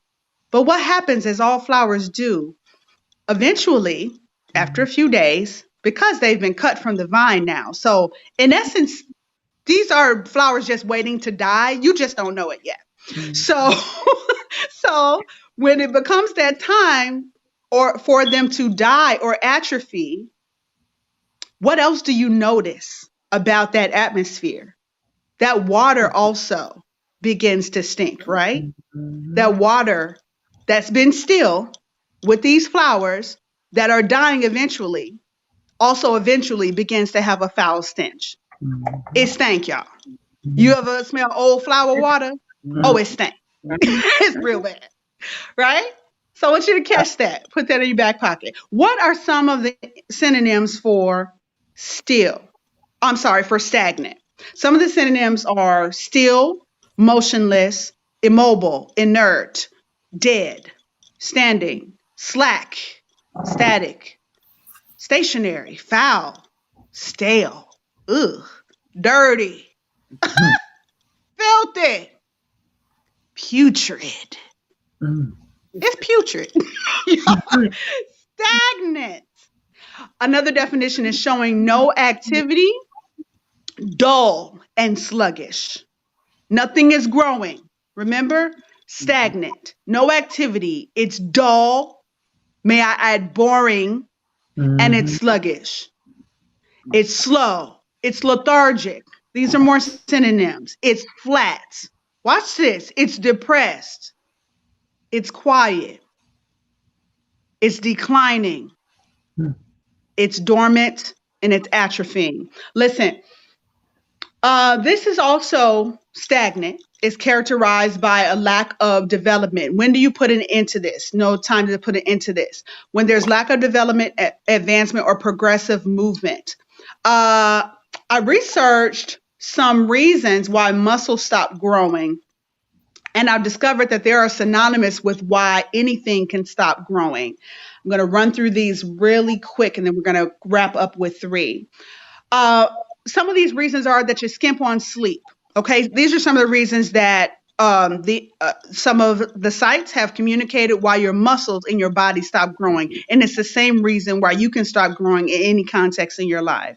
You skimp on sleep. Listen, when you don't have rest in any significant context, it's not going to grow. And you will know it's not getting rest when it's constantly tense and stressed. So how do you know it's not getting rest? When you're constantly tense and stressed in any area, you can't be getting rest.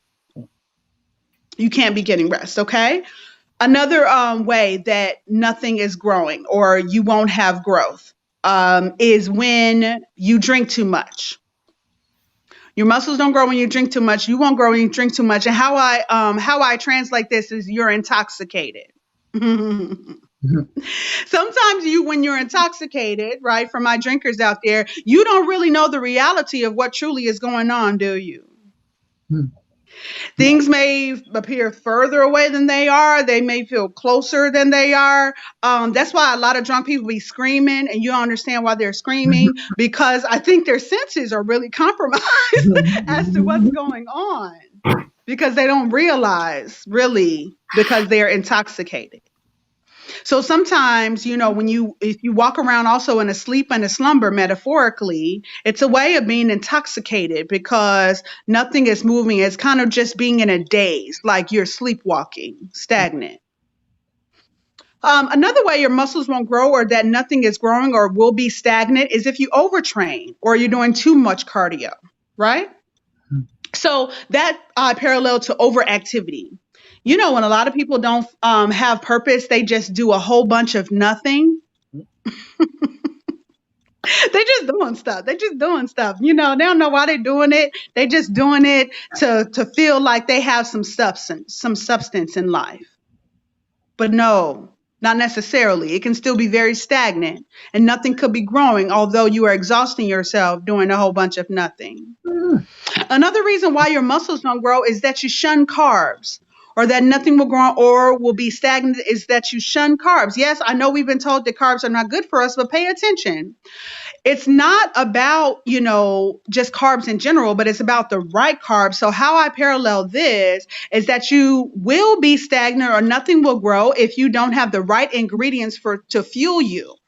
If you don't have the right ingredients to fuel you or to burn off, we need carbs so we can burn them off, right, in the workout of life. So if you don't have the right ingredients to fuel you in the workout of life, what's going to happen, Firestarter? You're going to run on fumes. And that's what a lot of people do. They're not getting the right ingredients in their lives, and so they just do the best that they can. That's called fumes. So they're not living intentionally, okay? And so nothing is growing and you're still stagnant, although you're trying to do the best you can. Last one I'm going to mention is that you're dehydrated. A reason why your muscles don't grow or that you have stagnancy in your life is that you're dehydrated. I parallel this with being nothing is watering you. Come on, can you touch your neighbor or just, you know, give them an imaginary high five and say, what is watering you? Listen, you have to stay watered, okay, and keep saturated. Nothing living can thrive without moisture. Not plants, not skin, not hair, not organs, not the earth, etc. Nothing that is living will ever thrive without moisture. So I ask you again, who or what is watering you? Lastly, you're going to put an end to this. Time to put an end to this is when you need to detox the dead or the decaying. If you can give me 2 more minutes, we'll be out of here. You need to detox the dead or the decaying. This is when it's time to put an end to this. What should you eliminate or detox from your life to reach your full potential? You need to detox, and you guys can, you know, help me out. Put some things in the chat too. Negative thoughts, negative people, fears, limiting beliefs, toxicity, etc. And then you put your own things in there. I want to share with you some signs of a dead tree. A tree is a living thing. We can parallel ourselves very closely to a tree. And I want to use a tree as an illustration, but I want you to consider yourself, okay? Signs of a dead tree are this. Again, random knowledge you probably never use, but it's going to bless your life. When the bark peels away, is when you can recognize a dead tree. Now, I looked up about this bark, and what's important about bark is that it protects the inner laying of the inner layer of the living tissue. It protects the inner layer of the living tissue. This layer is essential to the life of a tree. because it's the main source of energy. The inner layer of the living tissue of the bark is essential to the source of energy for the tree.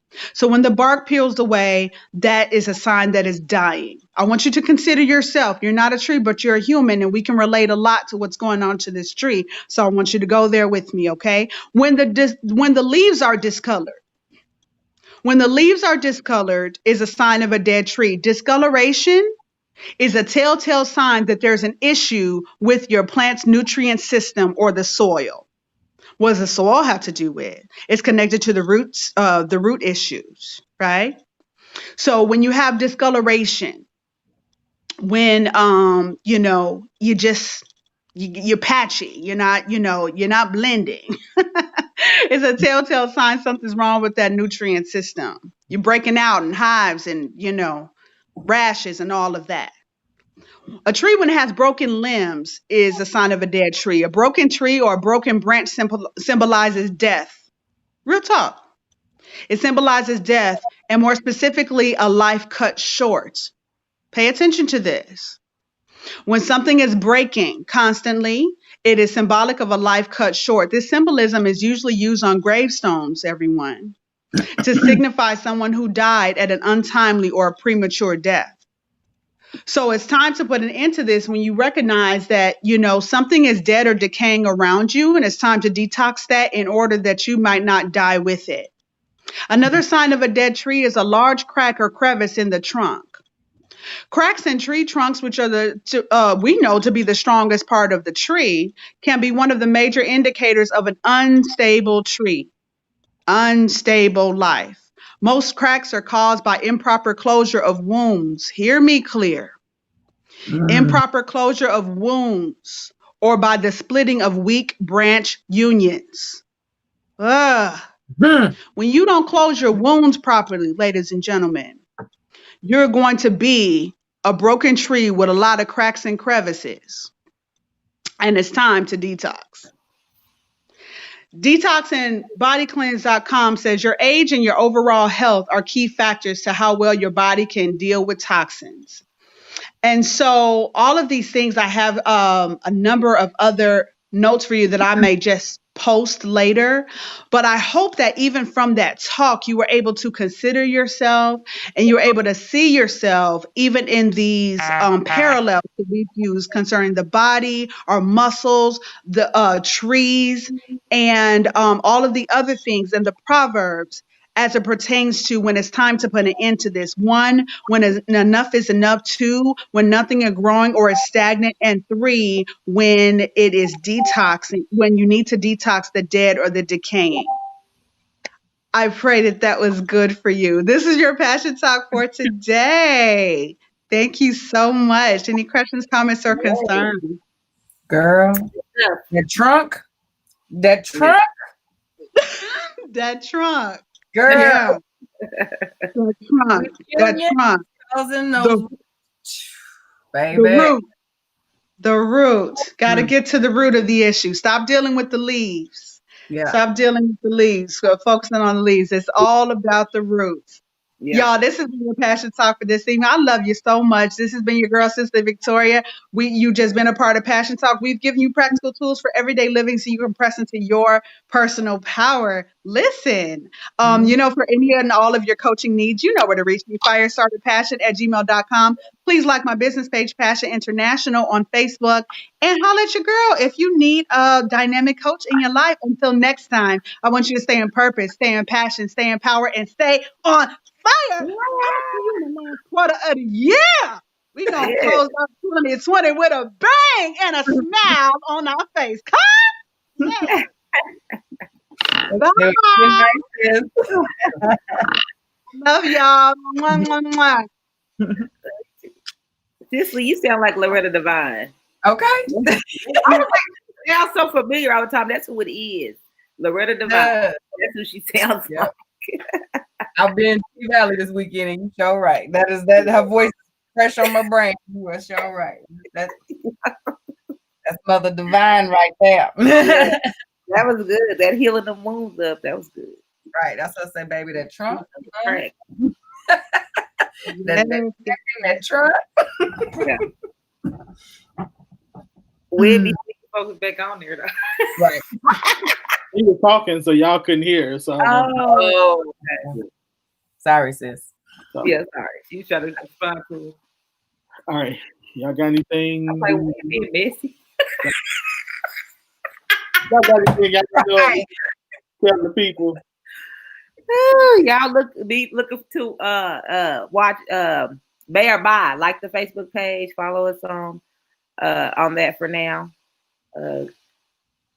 Definitely hit up currykittens.com. We have new fashion that will be released with the show as well. So, sign up everywhere so y'all can stay abreast. Listen, I'm gonna say this.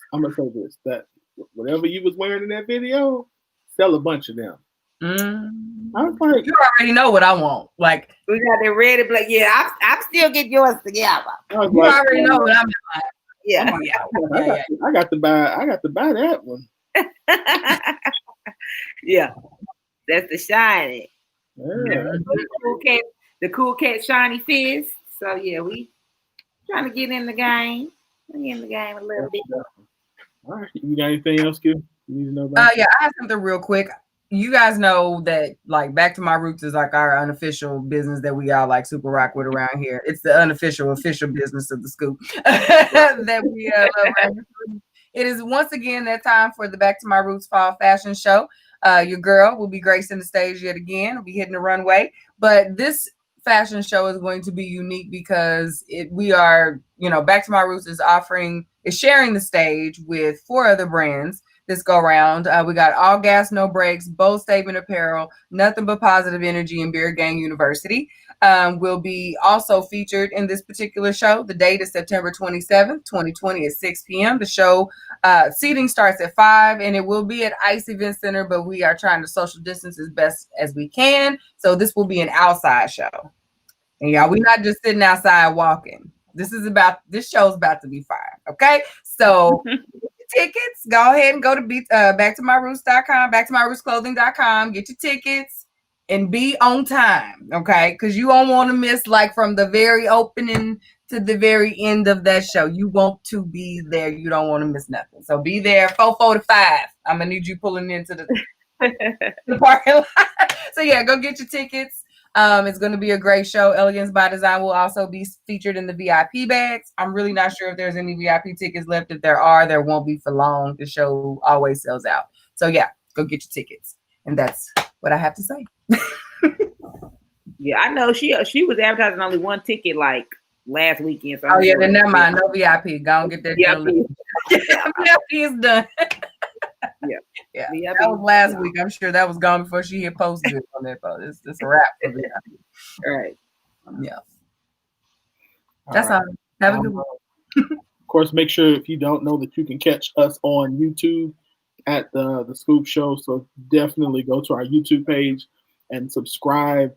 To our YouTube channel. You can also watch us live. So if you ever can't get to Facebook, on the Scoop page, you can watch us on YouTube as well. So when you subscribe, of course, you get notifications. What else I got? Yeah, well, y'all on y'all Facebook fast. Y'all know y'all can go to YouTube. You do not have to miss the show, okay? You have to miss it. Right. People will understand most weeks. Little Black Book of Business. If you are a business owner that wants to get in front of more customers and you are committed to quality service, then you want to make sure that you're in the Little Black Book of Business, you need to see me or go to patreon.com/LBBOB to become a part of the Little Black Book of Business. Oklahoma City, October 30th, 31st, the 2020 Singles Conference is back. Yes. With Charles Martin. He was here last week with us. He's keynote speaker. I am keynote speaker. We're going to have a really good time. It's for relationships. It's not just for singles. It's for relationships in general. So if you married, single, divorced, widowed, you don't know, come on out. Unknown. Yeah, unknown, not sure, in between. We have something for you. So come on out. You can go to, actually, I don't even think he ain't got the ticket link up. I get it to you, but it's no cost to it. There's no cost, which y'all know. But you still need to register, though. You need to register, so I'll get the link to you, but definitely show up. Nick Smith is going to be giving us a little concert, so come on out. It's going to be good. Show up. Let's see what else I got. Do I have anything else? Is that it? I think that's it. So we're going to end the show like we started it. This time we're going to put our microphones on mute so that way we don't have all the feedback so y'all can hear our brother's song. This time, this is again, first of all, so I don't know if you all saw today, the city of Louisville awarded Breonna Taylor's family a civil lawsuit, a judgment of $12 million, I believe it was. Mm-hmm. I'm gonna speak for what that's not enough. I perfectly believe men still need to be arrested, still need to be charged, still need to go to prison for what has happened to Breonna Taylor. So even though there was a civil suit that was settled, we still want the FBI to do what it needs to be done in order to bring justice to our sister and to her family. So, and for anybody else. So this is why I love this song that Rasheen has done. And so we're going to play it one more again. And this time, all three of us going to turn off our microphone so you can hear it. It is go to his YouTube page and subscribe to. It is Rasheen Big Bean the Boss. I said it. So Big Bean. He said it. So y'all enjoy the song. Have a good rest of your week. Y'all enjoy the video. And again, please, if you have not shared the show, please share it. Thank you, Cicely. As always, you're fantastic. Thank you to everybody who tuned in and commented. Carol's cute. Love you both. Thank y'all for what y'all do. Let's go ahead. Oh, by the way, Friday my birthday. So y'all are more than welcome to get me to do something for me. I don't know what y'all want to do. I really don't want anything. Put your cash app on the screen. I don't want cash app up. What'd you say, Kel? Put your cash app up. I ain't gonna do that. I don't like a raise offering in no church. So I really I'm good. So, but birthday cash apps are real, bro. I don't know but too. So me and my gym shoe fetish, y'all pray for me and each other. So, all right, so we're gonna go ahead and play this one more time. Again, bro.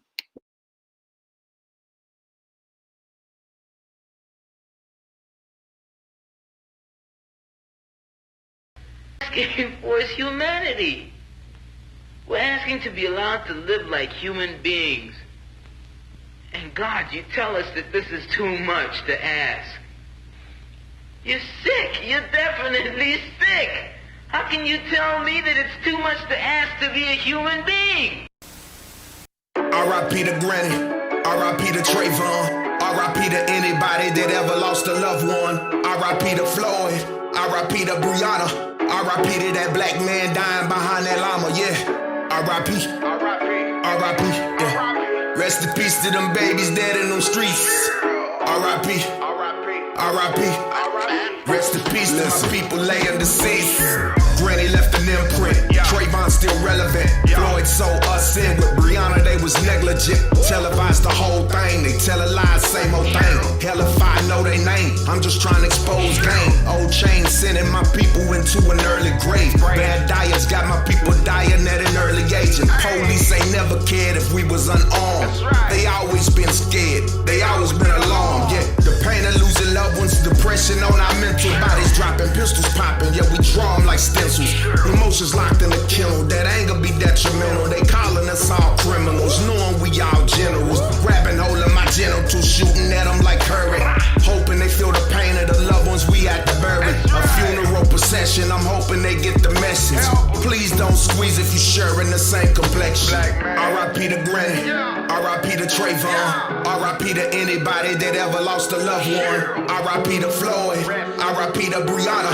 R.I.P. to that black man dying behind that llama, yeah. R.I.P. R.I.P. Yeah. Rest in peace to them babies dead in them streets. R.I.P. R.I.P. Rest in peace to my people laying deceased. Flowers on top of caskets, scars is hard to mask it. Memories turn to ashes, no answers but we keep asking. Driven by pain and passion, trying to move on in their absence. Flashes of them laughing, maintaining through all the madness. Holding in this pain like Toby holding them lashes. Say they name just to break the chains off of the masses. Taking action, get the blasting, ain't the type to be passive. Got that fire in my bones, so I spit like a dragon. Government slacking, look at the way that we packing. Born a soldier, art of war, so I aim it with tactic. Too many bodies in the streets, laying flat like a mattress. Ain't trying to preach, just trying to connect us all together like magnets. They calling us all savages, but really we captains. That's why they trying to blow all of our brains into fragments. A lot of funeral processions, I'm hoping they get the message. So please don't squeeze if you sharing the same complexion. R.I.P. to Granny, R.I.P. to Trayvon, R.I.P. to anybody that ever lost a loved one. R.I.P. to Floyd, R.I.P. to Breonna, R.I.P. to that black man dying behind that llama, yeah. R.I.P. R.I.P. Yeah. Rest in peace to them babies dead in them streets. R.I.P.